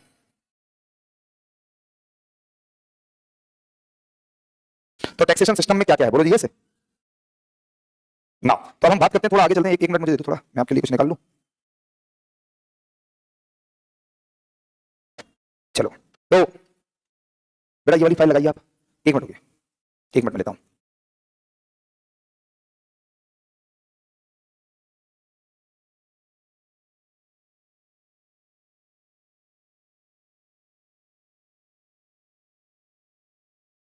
रुक जाओ, वो मत लगाना, वो नहीं लगाना है ना बेटे, मैं जो भेजूंगा बस वो लगाना। क्या ही पढ़ाएंगे इतना सारे लोगों को। क्या दोस्तों इतनी बातें सबको समझ में आई? चलो, थोड़ा सा मुझे टाइम दे दो।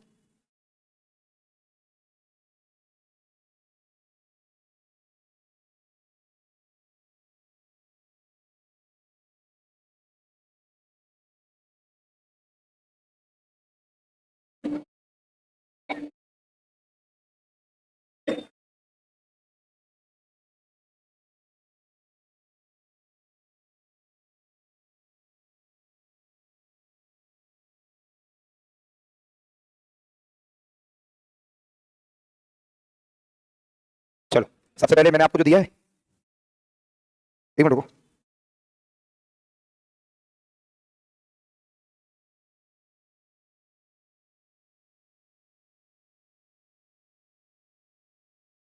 सबसे पहले बोर्ड पे ये इमेज लगाओ, नंबर 1 मैंने लिखा है।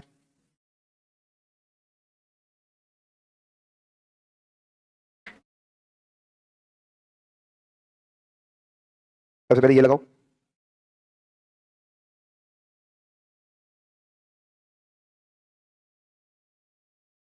देन ये वाली इमेज लगा दो। बाकी का तीसरे नंबर पे ये, और चौथे नंबर पे ये। चलो फिर हम आगे चलते हैं। दोस्तों हाँ बोलो, आप क्या बोल रही थी? कौन सा? प्रपोर्शनल, ठीक है। हाँ रख सकते हैं, जीएसटी ही है एक्चुअली, वो रख सकते हैं हम उसको। चलो दोस्तों, तो now we are going to talk. अभी तक की क्लास में हमने टैक्सेशन में बात करी कि टैक्स क्या होता है, टैक्स कितने प्रकार के होते हैं, tax duty fee and tariff में अंतर, साथ में कराधान प्रणालियां कितनी होती हैं, राइट। तो हमने अल्टीमेटली हमने ये देखा कि टैक्स 2 तरीके के होते हैं। ये तो हो गया टैक्स का फंडामेंटल, बोले तो इंट्रोडक्शन, राइट। हम चलते हैं थोड़ा डेप्थ में। बोलो जीएसटी एक, अभी थोड़ी देर रुको, तो समझ आएगा समझ। बाकी क्यों समझना यार, मैं जितना पढ़ा रहा हूं उतना ही पढ़ लो, कंफ्यूज हो गए ना अगर ज्यादा पढ़ाएंगे तो। बाकी अभी मैं बोलूंगा कुछ और अनुपातिक में, 1-2 लाइनें दिमाग के ऊपर से निकल जाएंगी। बोलूं क्या? किसी भी देश में स्वतंत्र रूप से अनुपातिक कराधान प्रणाली नहीं होती है, क्योंकि एक सीमा के बाद जाकर सभी प्रत्यक्ष कर अनुपातिक हो जाते हैं और सभी अप्रत्यक्ष कर तो अनुपातिक होते ही हैं। ये देखो एक स्टेटमेंट इतना बड़ा जो मैंने बोला, इसको समझाने में 15 मिनट चाहिए, ये मैंने कट कर दिया। तो मैं क्यों समझना, बदमाश समझो, जरूरत नहीं है फिलहाल। Regressive, progressive, regressive. हाँ ये बोलो, तो प्रोग्रेसिव बोल दो, लात मारते हैं तुम में, सवाल भी एंटरटेन नहीं करते तुम्हारा। Regressive, regressive. तो प्रोपोर्शनल, मैंने एक लाइन क्या बोली तुमने नहीं सुनी? किसी भी देश में स्वतंत्र रूप से, मतलब ऐसा नहीं होगा कि सिर्फ अनुपातिक कराधान प्रणाली होगी। बोलो यस, लो जी तुम्हें समझाई देते हैं यार, क्यों ना। देखो किसी भी देश में या तो अनुपातिक होगा, नो, या तो प्रगतिशील होगा, ऑनलाइन फोकस करना, या तो प्रगतिशील होगा या प्रतिगामी होगा, या दोनों होंगे। ये बात तो डाइजेस्ट हो गई। मैंने कहा या तो अकेला प्रगतिशील या अकेला प्रतिगामी या दोनों, लेकिन किसी भी देश में अकेला अनुपातिक नहीं होगा। 2 कारण है इसके मेरे पास। पहला कारण है क्योंकि प्रगतिशील जो कर हैं वो एक समय बाद जाकर अनुपातिक ही हो जाते हैं, वो हमने इनकम टैक्स में देख लिया। बोलो यस। और दूसरा मैंने लाइन बोली कि जो प्रतिगामी कराधान प्रणाली में आते हैं वो तो अनुपातिक ही होते हैं। तो इसका मतलब अब तुम्हारा जवाब तो इसी में तो छुपा है कि आप तुम कह रहे जीएसटी क्या है, तो मैंने कहा प्रतिगामी है। अब तुम कहोगे सर ये समझ में नहीं आ रहा प्रतिगामी है या अनुपातिक है, तो मैंने कहा अनुपातिक भी है, क्योंकि वैसे वो प्रतिगामी है ना, कि एक बंदे को ज्यादा बर्डन पड़ रहा है, गरीब को ज्यादा बर्डन, अमीर को कम, तो ऐसे में प्रतिगामी है। लेकिन जीएसटी रेट सब पर क्या होता है, सेम, तो अनुपातिक है। सही, पैसा वसूल, कुछ और ना। चलिए दोस्तों, अब हम बात करेंगे कि the taxes in India, Bharat में अभी आप घर पे बनाना है, ठीक है। तो दोस्तों भारत में कराधान या भारत में कर, द टैक्सेस इन इंडिया, कि हमारे देश में कौन कौन से टैक्सेस हैं। अब यहीं से आपके एग्जाम में क्वेश्चन फंस के आता है, और क्या आता है वो समझना।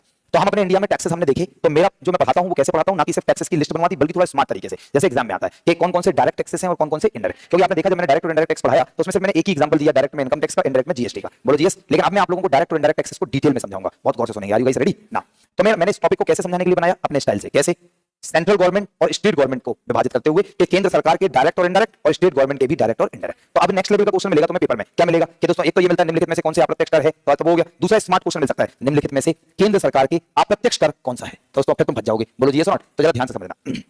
सो द डायरेक्ट और indirect taxes of the central government, please try to understand. देखिए, तो अगर हम सेंट्रल गवर्नमेंट के डायरेक्ट टैक्सेस की बात करें तो उसमें आता है इनकम टैक्स, आयकर, बोलो जीएस, कॉर्पोरेट टैक्स, निगम कर, देन लिखा है कैपिटल गेन टैक्स, पूंजी लाभ कर, देन दोस्तों वेल्थ टैक्स, संपत्ति कर, गिफ्ट टैक्स, उपहार कर, सिक्योरिटी ट्रांजैक्शन टैक्स, प्रतिभूति लेनदेन कर, फ्रिंज बेनिफिट टैक्स। दोस्तों ये सारे के सारे टैक्सेस कौन से हैं, केंद्र सरकार के डायरेक्ट टैक्सेस हैं, बोलो जी समझ में आया। और जो केंद्र सरकार के अप्रत्यक्ष कर हैं उनमें आता है सेंट्रल एक्साइज ड्यूटी, केंद्र उत्पादन शुल्क, उनमें आता है दोस्तों कस्टम ड्यूटी, सीमा शुल्क, उसमें आता है सर्विस टैक्स, सेवा कर, और उसमें आता है दोस्तों सेंट्रल सेल्स टैक्स, केंद्र बिक्री कर। सही है दोस्तों, ये हमारे देश के सेंट्रल गवर्नमेंट के मेन डायरेक्ट टैक्सेस और इनडायरेक्ट हो गए। और जो राज्य सरकारें हैं वो अपना टैक्स अलग लगाती हैं। तो राज्य सरकार के डायरेक्ट टैक्स में अगर हम बात करें तो राज्य सरकार के जो डायरेक्ट टैक्सेस हैं उसमें आता है नंबर 1 एग्रीकल्चरल इनकम टैक्स, थोड़ा दिन अभी आने वाला है, एग्रीकल्चरल इनकम टैक्स, कृषि आय कर, नंबर 2 लैंड रेवेन्यू, भू राजस्व, और नंबर 3 प्रोफेशनल टैक्स, पेशा कर। दोस्तों ये हमारे केंद्र नहीं राज्य सरकार के प्रत्यक्ष करों में 3 बड़े बड़े कर हैं। जल्दी बताओ कौन कौन से, कृषि आय कर, भू राजस्व और पेशा कर। इसी तरीके से हम बात करें राज्य सरकार के अप्रत्यक्ष कर, तो राज्य सरकार के अप्रत्यक्ष करों में दोस्तों,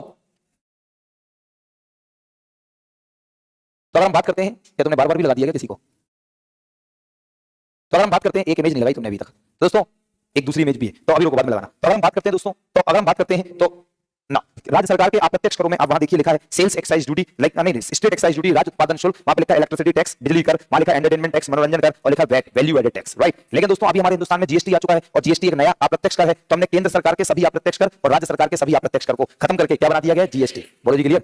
दोस्तों दूसरी बात मैं आपको बताना चाहूंगा, अब लगा दीजिए। दूसरी बात मैं बताना चाहूंगा कि एग्जाम में ये मैंने कहां से लिखे हैं, ऐसे किसी किताब से नहीं छाट के लिखे हैं, ये मैंने भारतीय संविधान से लिखे हैं। ध्यान समझना, भारतीय संविधान में 7वीं अनुसूची है, बोलो जी हां। और 7वीं अनुसूची में 3 सूचियां हैं। जो केंद्र सूची में लिखा है, केंद्र सूची में जो केंद्र के विषय हैं उन पर केंद्र सरकार कर लगाती है, चाहे डायरेक्ट और इनडायरेक्ट, और जो राज्य सूची में आइटम्स हैं उन पर राज्य सरकार कर लगाती है, डायरेक्ट और इनडायरेक्ट। बोलो क्लियर। तो संवैधानिक दृष्टिकोण से ये करों को वर्गीकृत मैंने किया है। आपके एग्जाम में टोटल क्वेश्चन ऐसे आएगा कि हमारे भारत का डायरेक्ट टैक्स केंद्र सरकार का कौन सा है या नहीं है, और छोटे लेवल में आएगा तो पूछ लिया जाएगा कौन सा अप्रत्यक्ष है, कौन सा प्रत्यक्ष है। आपको घर पे बैठ के इनका रट्टा मारना है, और कुछ भी तरीका नहीं है। बोलो जी यस। अब इनके बारे में पढ़ने की आपको ऐसा कोई आवश्यकता नहीं है कि भाई सभी कैपिटल गेन क्या होता है, क्या क्या है, क्योंकि ऐसे पढ़ोगे तो पगला जाओगे। तुम्हारा स्टैंडर्ड जितना है उतना ही पढ़ो, जितना पूछा जाता है। लेकिन तब भी मैं थोड़ा थोड़ा आपको सबके बारे में बताऊंगा, सो दैट क्योंकि दोस्तों थोड़ा थोड़ा पता होना चाहिए, बाकी लिखवाने की जरूरत नहीं है। थोड़ा थोड़ा आप एक एक लाइन में सुनते जाओ। आर यू गाइस रेडी ना। सबसे पहले हम इनकम टैक्स की बात करेंगे शुरुआत में, और इनकम टैक्स में आप लोगों को क्या पता होना चाहिए कि जो हमारा आयकर है, जो हमारा इनकम टैक्स है, तुमने ढंग से नहीं लगाया यार।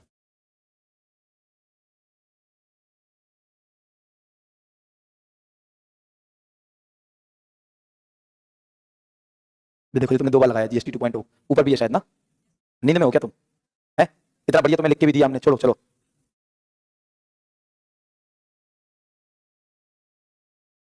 वो इमेज तुम्हें अभी तक मिली नहीं है, इसका मतलब है।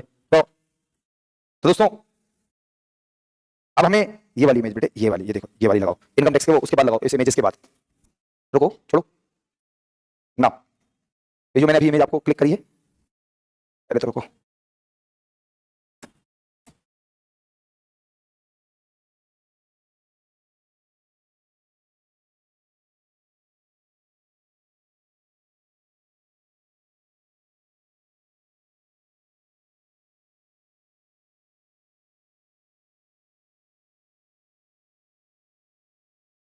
यहाँ लगाओ, ये जो इमेज अभी भेजी है वो यहाँ लगा लोगे बीच में कि नहीं, पक्का ट्राई करो।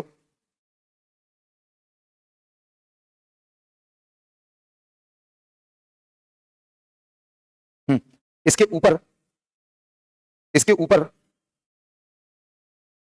ये लगा के दो, इसके ऊपर ये लगा के दो, जरा लगाओ, ये लगता है कि नहीं, इसके ऊपर लगाओ, यहाँ पर रुको, यहाँ कुछ पूछना है क्या, क्यों खड़े, देखिए बैठे बैठे दर्द होने लगा क्या देख खड़ा हो गया फालतू में तो है? क्यों खड़ा था भाई, आगे किसी को दिख रहा था क्या, यहाँ के देख लो यार, अपने समझे सबको।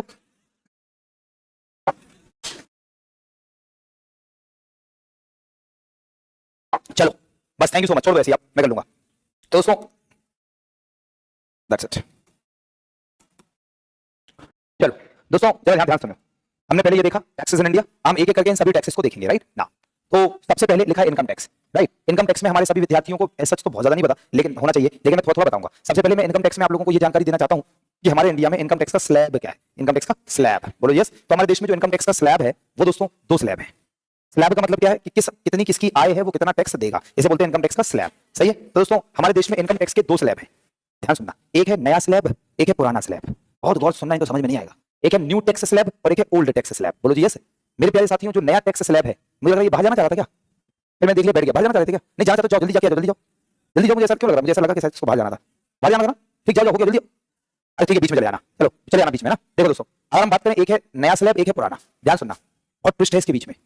जो नया स्लैब है वो बजट 2025-26 में आया, सही है। और वो स्लैब है 4 लाख तक की इनकम पर नो टैक्स, 4 से 8 लाख 5%, 8 से 12 लाख 10%, 12 से 16 लाख 15%, 16 से 20 लाख 20%, 20 से 24 लाख 25%, 24 लाख से ऊपर 30%। थोड़ी देर पहले मैंने बोला था कि 24 लाख से ऊपर जितना कमाए 30% जाएगा। दोस्तों this is the income tax slab in India 2025-26 के बजट के अनुसार, और ये हर साल के बजट में चेंज होता रहता है। That is called income tax slab. साथ में हमारे देश में पुराना स्लैब भी चल रहा है दोस्तों, जिसमें क्या है कि 2.5 लाख तक की इनकम पर नो टैक्स, 2.5 से 5 लाख 5%, और 5 से 10 लाख 20%, और 10 लाख से ऊपर 30%। ये हमारे देश में पुराना स्लैब है। क्या है दोस्तों? पुराना स्लैब है, राइट। तो जरा ध्यान से सुनना। अब मुद्दा क्या है? मुद्दा यह है कि सरकार ने आपके ऊपर ऐच्छिक रूप से छोड़ रखा है कि आप अपनी इनकम का इनकम टैक्स नए स्लैब से देना चाहते हैं या पुराने स्लैब में देना चाहते हैं, ये आप ऑप्ट करेंगे। क्या बात समझ में आ गई? सो this is called income tax. बस इतना आप जान लो, और साथ में मैं थोड़ा बहुत ज्ञान और दे दूंगा। तो look at this. Central government के डायरेक्ट टैक्स में नंबर 1 इनकम टैक्स, आयकर। ये देखो हमारे टैक्स, ये सब नहीं देखो, आप देखो ओल्ड स्लैब और नया स्लैब। दोस्तों ये मत पढ़ना, ये this is not for you. तो अगर हम बात करें सो ओल्ड टैक्स स्लैब और न्यू टैक्स, तो यहाँ पे सब लिखा देखो, एज पर बजट 2025-26 4 लाख से 24 लाख तक की कहानी, और 2.5 लाख तक निल, और 2.5 से 5 5%, 5 से 10 20, 10 से ऊपर 30। सही है। तो आपके एग्जाम में पूछा जाएगा तो ये पूछा जाएगा। दूसरी बात मैं आपको थोड़ा सा बताना चाहता हूं कि अब आप कई बार बच्चे मुझसे ये भी तो पूछेंगे, सर देन हमें कौन सा टैक्स स्लैब ऑप्ट करना चाहिए, आप हमें क्या सजेशन देंगे? तो मैं कहूंगा देखो भाई ध्यान सुनना, दोनों का नेचर थोड़ा और जान लो। यहाँ पे मैंने समझाने की कोशिश करी है कि दोस्तों जो हमारा ये वाला ओल्ड टैक्स स्लैब है, इसमें स्टैंडर्ड डिडक्शन 50,000 का है, और जो न्यू टैक्स स्लैब है इसमें मानक कटौती स्टैंडर्ड डिडक्शन 75,000 है। जो स्टूडेंट ये नहीं जानता है कि भैया ये स्टैंडर्ड, जो क्या मेजॉरिटी नहीं जानते, तो स्टैंडर्ड डिडक्शन क्या होता है एक लाइन में समझना। सरकार ये मान के चलती है कि अगर आप पूरे साल भर एक पर्टिकुलर अमाउंट कमा रहे हैं, से 10 लाख मान लो ऐसी मोटा मोटी, कि अगर आपने पूरे साल भर 10 लाख रुपए कमाए, राइट ना, तो दोस्तों बहुत ध्यान समझना, अगर आपने पूरे साल भर 10 लाख रुपए कमाए, है ना, तो सरकार ये मानती है कि यार कोई बंदा अगर 10 लाख रुपए कमा रहा है तो वो क्या होगा कि वो थोड़ा बहुत तो ट्रैवलिंग भी करेगा उसको कमाने के लिए, एक स्थान से दूसरे स्थान जाएगा, दूसरा उसके मेडिकल एक्सपेंसेस भी होंगे, कभी कभी बीमार भी पड़ सकता है। तो सरकार फ्लैट क्या करती है आपकी, देखो याद रखना, पहले तो मैं आपको एक चीज और सिखाता हूं। एक होता है ग्रॉस इनकम और एक होता है नेट इनकम। सीखो इसे, ओरली सीख लोगे, सीख भी जाओगे, कोई तूफानी चीज नहीं बता रहा। एक होती है ग्रॉस इनकम, ग्रॉस मतलब सकल, मैंने पहले बताया सकल का मतलब टोटल, तो ग्रॉस इनकम मतलब टोटल इनकम। एक होती है नेट इनकम, ध्यान समझना, बस एक लाइन में बताऊंगा। नेट इनकम कब निकलती है? आप ग्रॉस इनकम से डिडक्शंस माइनस कर दो। देखो मेरा वर्ड यूज कर रहा हूं, डिडक्शंस, हिंदी में कटौतियां। डिडक्शंस क्या होते हैं वो मैं आगे सब सिखा दूंगा, बस मुझे बहुत शिद्दत से सुनना दोस्तों आप लोग। मैं चाहता हूं कि आपको इनकम टैक्स के बारे में जितनी चीजें पता होनी चाहिए वो आपको पता चल जाए। बाकी आप मेरे और किसी बैच में आएंगे तो मैं इन डेप्थ एनालिसिस करता हूं, 1.5 से 2 घंटे पढ़ाता हूं इनकम टैक्स, राइट। और आप, लेकिन आपको भी मैं उतना ही कम शब्दों में बता दूंगा, बस आप सुनना मुझे, है ना। तो कटौतियां क्या होती हैं? कटौतियों का मतलब है डिडक्शंस, जो मैंने बोला था, इंग्लिश में सुनो ज्यादा अच्छा लगता है, डिडक्शंस, है ना। दोस्तों डिडक्शंस क्या है? ऑनलाइन थोड़ा अच्छी तरह देखना।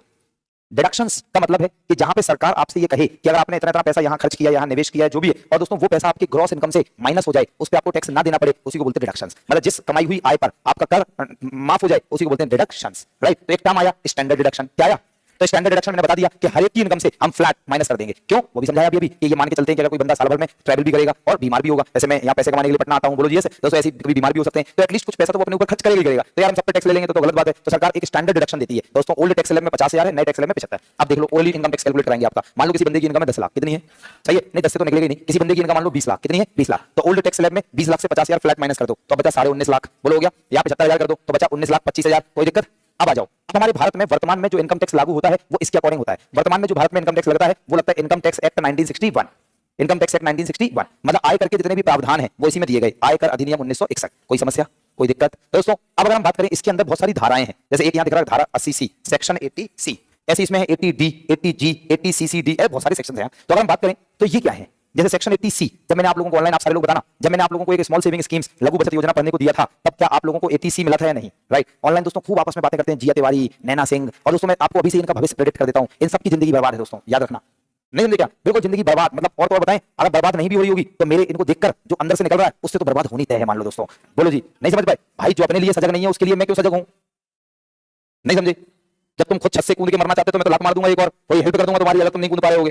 तुमने सोच लिया तो मदद करने में क्या दिक्कत है? तो इतनी उलझुल बातें कर रही, वो कह रहे हैं तुम्हारा कौन सा एग्जाम, वो कह रहे हैं टीआरई टीचर का, वो कह रहे हैं क्या टीचर का, तो ऐसी बातें चल रही भाई। अब ये बच्चे कहते हैं सर जी अब ऑनलाइन आप ध्यान नहीं देते। भाई कैसे ध्यान देंगे? आप साइलेंट हो एकदम चैट, राइट। बहुत इंपॉर्टेंट सवाल किसी के मन में आया, उसने क्वेश्चन दाग दिया तो चेक चली तो दोस्तों समझ में आया, कुछ देखा इसमें। अब दोस्तों तुम्हें पढ़ा रहा हूं लेकिन मेरा ध्यान तुम्हारा रहता है कि कई बार वो चलता जा रहा तो भाई मैं तो पढ़ भी नहीं पाऊंगा जल्दी किसी का सवाल। बोलो जी, ऐसे। और मैंने वैसे ही बताया था, अगर आप किसी अच्छे टीचर की क्लास में हैं, राइट, तो वो आपको डाउट का मामला छोड़ता ही नहीं है। क्योंकि दोस्तों तुम्हें क्या लगता है कि जब तुम पढ़ते हो किसी चीज को तुम्हारा नजरिया अलग होता, जब मैं पढ़ता हूं किसी चीज को तो मेरा नजरिया अलग होता। जब तुम पढ़ते हो तो तुम्हारा नजरिया होता है कि कैसे पेपर में आएगा, इस तरीके से पढ़ना है। और मैं किसी भी चीज को पढ़ता हूं तो मैं पढ़ते पढ़ते ही ये सोच के पढ़ता हूं कि इसको मैं डिलीवर कैसे करूंगा कि मेरा हर स्टूडेंट मुझे समझ लेगा। तो मैं उसमें फॉर्मेट बनाता हूं, दिमाग में लाता हूं, तो दोनों का अलग नजरिया है। क्या आप मेरी बात समझ में? तो अगर दोस्तों मेरे पढ़ाने के बाद या किसी अच्छे टीचर के पढ़ाने के बाद आपको सवाल मिलेंगे ही नहीं, हाँ कोई और सवाल कहीं से लिंक करो, कनेक्ट करो, जहां तक टीचर नहीं पहुंच पाया वहां से सवाल आ सकता है आपका। बोलो जी, ऐसे। तो ऐसा होता है कई बार, क्योंकि टीचर बड़े ध्यानपूर्वक पढ़ा रहा होता है अपनी क्लास में। इतने कमेंट आ रहे हैं सर आपका have a nice and wonderful blessings you all, जय हिंद, बहुत मिस कर रहे हैं सुनने के लिए। मतलब ये कह रहा है बस जल्दी बोलो निकलो, है पता नहीं क्या क्या दोस्तों, आप बताइए।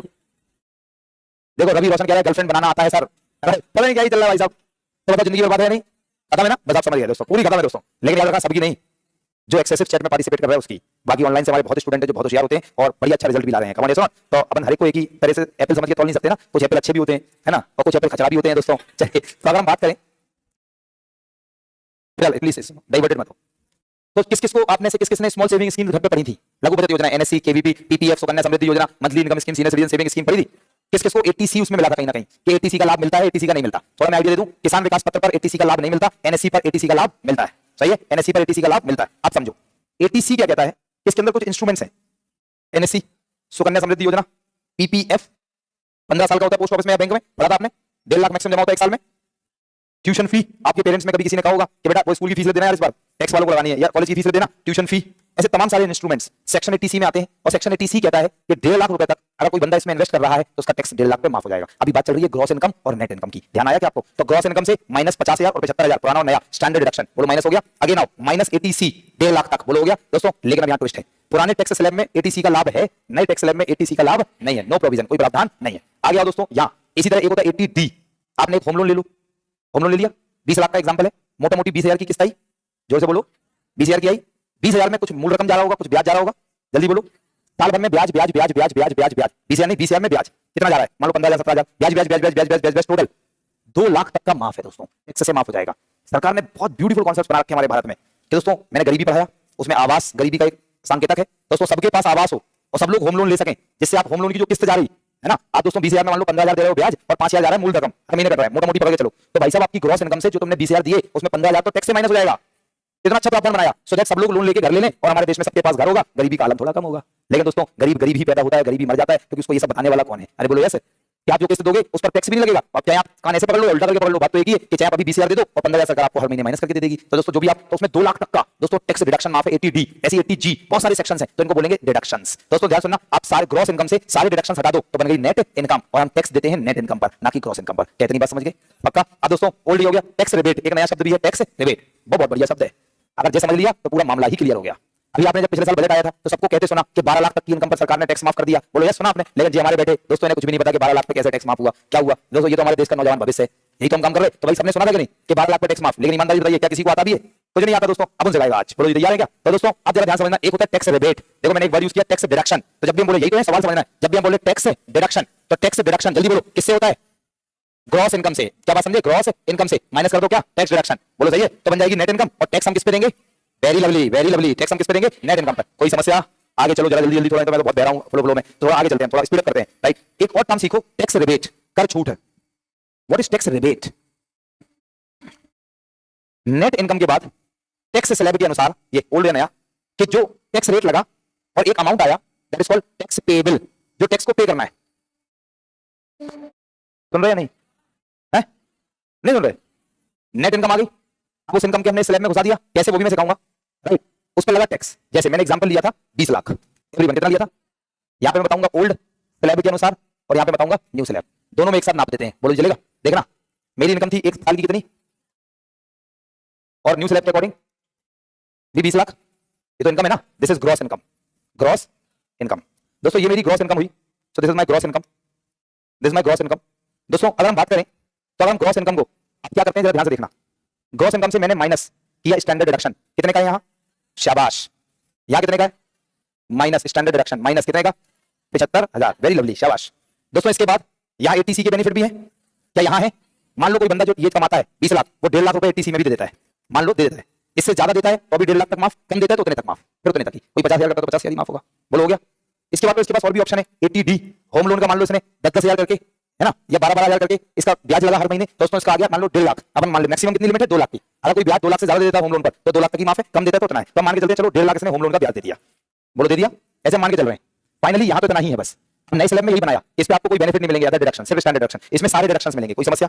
आ जाओ। 1.5 3 और ये कितना आया 3.5, कितना बचा 16.5, 16,50,000। और बताओ ये क्या है? शाबाश, नेट इनकम। सही है। यहां नेट इनकम कितनी है? 19,25,000।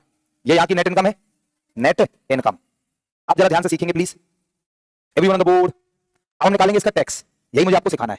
टैक्स लगता क्या है? मैंने आपसे अगर कहा कि 16,50,000 है तो मेरा सारा स्टूडेंट जितना भी मुझे सुन रहा है वो कहेगा अच्छा 16,50,000। पहले तो ये नहीं जानता था, पहले तो लगता था 20 लाख पे टैक्स ठोक दो, बोलो ये लगता था। लेकिन आज ये तो समझ में आ गया टैक्स लगता है नेट इनकम पर, और नेट इनकम निकलती है आफ्टर डिडक्शंस को माइनस करके। इतनी बात मैंने सिखा दी। अब एक चीज और सीख लो। चलो फाइनली हमारा 16.5 लाख आ गया। तो अब आप ढूंढोगे यहाँ कि 10 लाख से ऊपर 30%। अब तुम कहोगे गुरुजी 16,50,000 पे 30% ठोक दो, जो बचेगा मुझे आएगा वही टैक्स पे करना है। सारे लोग बताओ ईमानदारी से यही सोचा है नहीं? यही सोचा है? ऐसे तो नहीं लगता यार इनकम टैक्स। इनकम टैक्स कैसे लगता है आओ सिखाते हैं। फाइनली 0 से लेकर, और ये अप्रैल से शुरू होती है इनकम, याद रखना, जनवरी से नहीं, कहां से? अप्रैल से मार्च वित्तीय वर्ष की इनकम काउंट होती है। सही है। आपका आया 16.5 लाख, या आया। अब सरकार ने जो स्लैब बनाया आप उस स्लैब के अनुसार टैक्स देते हैं। अर्थात सरकार ने कहा शुरू के जो 2.5 लाख हैं इस पर देना है निल। लुक एट दिस, निल। सरकार ने कहा 2.5 से जो 5 लाख हैं, फिर लोगों को बोलो नहीं, मुझे जितना बोलूं उतना। 2.5 से 5 लाख कितना लाख आया? 2.5 लाख। इसका कितने परसेंट? 5%। तो इसका 5% दे दो, आ गया 12,500। कोई दिक्कत? 5 से लेकर 10 लाख कितना आया? 5 लाख। इसका 20%, वो देखो 5 से 10 लाख 20%। दोस्तों इसका हमने दिया 20%। कितना आया? 1 लाख। 5 लाख का 20%, 5 दूनी 10, 1 लाख। अरे बोलो यस, इतनी गलत खत्म है क्या तुम्हारी? और दोस्तों 10 लाख से 16,50,000 तो कितना आया? गधे 16.5 लाख, 6.5 लाख, 3 लाख, 3 लाख। बिल्कुल ही खत्म कहानी है क्या भाई तुम्हारी? 10 से 16.5 लाख कितना आ गया? 6.5 लाख। और इसका कितने परसेंट? अच्छा 30% कह रहे थे तुम लोग। 30% जल्दी निकाल लो कितना? 36 18 1,80,000 5 15 1,95,000। बेटा गणित मेरी बहुत तेज है, कॉमर्स का स्टूडेंट हूं मैं, पैसों में ऐसे खेलते रहते हैं हम लोग। दोस्तों 1,95,000 टोटल आ गया। 1,95,000 2,95,000 और 95 लाइक 95 और 12 जल्दी निकालो जल्दी से। इन तीनों को जोड़ो आपस में, जल्दी जोड़ो। 2,90,000 2 लाख यहाँ हो गए 2 लाख। बोलो यस, कितना आया? 2 लाख। रुको, इसको इसको और इसको जोड़ दो, कितना आया? रुपीज 3,07,500। सही है। ये हमें देना होगा टैक्स। ये निकल आया टैक्स, बोलो जय हो। दिखा दिया? सही है। यहां जाओ, यहां जाओ, नए टैक्स स्लैब में चलो। अप्रैल से मार्च, कोई दिक्कत? 0 से 19.25 लाख तक, शुरू के 4 लाख तक निल है। 4 से 8 लाख, 4 लाख का 5% 20,000, कोई दिक्कत? दोस्तों देन 8 से 12 लाख, देन कितने? 4 लाख का 10% 40,000, कोई दिक्कत? देन 12 से 16 लाख, कितने? 4 लाख का 20% कितना? 80,000, कोई दिक्कत? दोस्तों 16 से 20 लाख, नहीं अब तो यही हो गया ना। 16 से 19 कितना हो गया? 3,25,000 का कितने? 25%। 25 3 75, जल्दी निकालो। 25 25 25 जल्दी निकालो, कितना आया? You can use the mobile as well. दोस्तों 3,25,000 का 25%। ओहो 5 10, ओहो ओहो, रुको रुको रुको, थैंक यू यार, थैंक यू। रुको रुको, यहाँ कितना होगा? थोड़ा भावना में 15,000 तो ये आएगा 60,000। सही है। और यहाँ आएगा 20,000, 20%। सही है कि नहीं? चलो तो इसका निकालो जल्दी। 6 लाख तो एक आ गया, नहीं 3 लाख का 60,000 एक आ गया, और 25 दूनी 50, 65,000 आ गया। दोस्तों 65,000। अब दोस्तों आप इसे इसे नो इसे इसे और इसे जोड़ दो। 40 60 1 लाख, 1,85,000 कितना आ गया? 1,85,000। ये लो दोस्तों, नए टैक्स स्लैब के अनुसार आपको इतना टैक्स देना है। 20 लाख की इनकम पर सिर्फ 1,85,000। पुराने टैक्स के हिसाब से आपको ये देना है। सही निकला था कि नहीं निकला था? ये 6 लाख का 36 18 सही था ना ये? चलो तो ये हमारा टैक्स स्लैब, और ऐसे टैक्स पे करते हैं। ईमानदारी से बताओ सीख गए या नहीं? सीख गए? चलो यहां तक पहुंच गए। अब चलते हैं थोड़ा आगे, चलते हैं थोड़ा आगे, और थोड़ा आगे बात करेंगे। क्या थोड़ा आगे बात करेंगे? टैक्स रिबेट एक शब्द चल रहा था हमारा, टैक्स रिबेट, कर छूट। ध्यान से सुनना मुझे, ऑनलाइन फोकस करिए। टैक्स रिबेट, जो टैक्स रिबेट है ये क्या होता है? सुनो यार मुझे चुपचाप। टैक्स रिबेट क्या होता है? एक पर्टिकुलर अमाउंट सरकार डिसाइड करती है। ये आता है आयकर अधिनियम 1961 के सेक्शन 87A के अंतर्गत। 87A। जैसे अगर हम पुराने टैक्स के हिसाब से जा रहे हैं तो टैक्स रिबेट है 12,500 का, और नए टैक्स के हिसाब से जा रहे हैं तो टैक्स रिबेट है 60,000 का। इसका मतलब मैं एक लाइन बोलूंगा, बस प्यारी सी लाइन है, उसी में मीनिंग छुपी है बस। इसका मतलब है यदि आपका टैक्स पेएबल, जो यहाँ 3 7 आया, 3,07,500 का 1,85,500, अगर आपका टैक्स पेएबल जो टैक्स देना है ये इतने रुपए तक का है, पुराने में 12,500 का और नए में 60,000 का, तो आपको एक भी रुपए टैक्स नहीं देना पड़ेगा। उसे हम लोग कहेंगे टैक्स रिबेट। नहीं समझ पाए? तुमने सुना नहीं ना ध्यान से? मैंने साफ साफ फिर से रिपीट करूंगा। मैं चाहता हूं बिना एग्जांपल के तुम्हारे दिमाग में इंस्टॉल हो जाए। एग्जांपल देगा तो आधा भी समझा दे, लेकिन दोस्तों बिना एग्जांपल के समझाना चाहता हूं पहले, फिर मैं एग्जांपल भी दूंगा। फिर से, जो आपको जिस अमाउंट का टैक्स देना है, अगर वो अमाउंट पुराने टैक्स में 12,500 हो और नए में 60,000 हो, तो आपका कोई भी टैक्स नहीं देना होगा। टैक्स कर से टैक्स माफ है, दिस कॉल्ड कर छूट है, टैक्स रिबेट। नहीं समझ पाए? है नहीं? अब अपन समझाएगा। मान लो आपकी इनकम है साल की 5.5 लाख, पुराने के हिसाब से। ओरल करेंगे, ओरल काम, ओरल। आपकी इनकम है कितनी? 5.5 लाख, बोलो समस्या कोई? 5.5 लाख में आप 50,000 तो स्टैंडर्ड डिडक्शन फ्लैट माइनस कर दो, आप लोगों ने कर दिया 50,000, कितना बचा? ओरली निकालो अब, और हम मान के चल रहे हैं कि अपने एटीसी कुछ नहीं है, 5.5 लाख यार, क्या ही वो इन्वेस्ट करेगा 5.5 लाख कमाने का बंदा? 5 लाख आ गया, 5 लाख तक स्लैब बनाओ, 2.5 लाख तक नील, और 2.5 से 5 लाख, 5%, 2.5 लाख का 12,500, 12,500, 12,500, 5.5 लाख रुपए तक की इनकम पर आदमी को कोई टैक्स नहीं देना पड़ेगा। This is called tax rebate. दोस्तों क्या कॉन्सेप्ट समझ में आ गया आपको?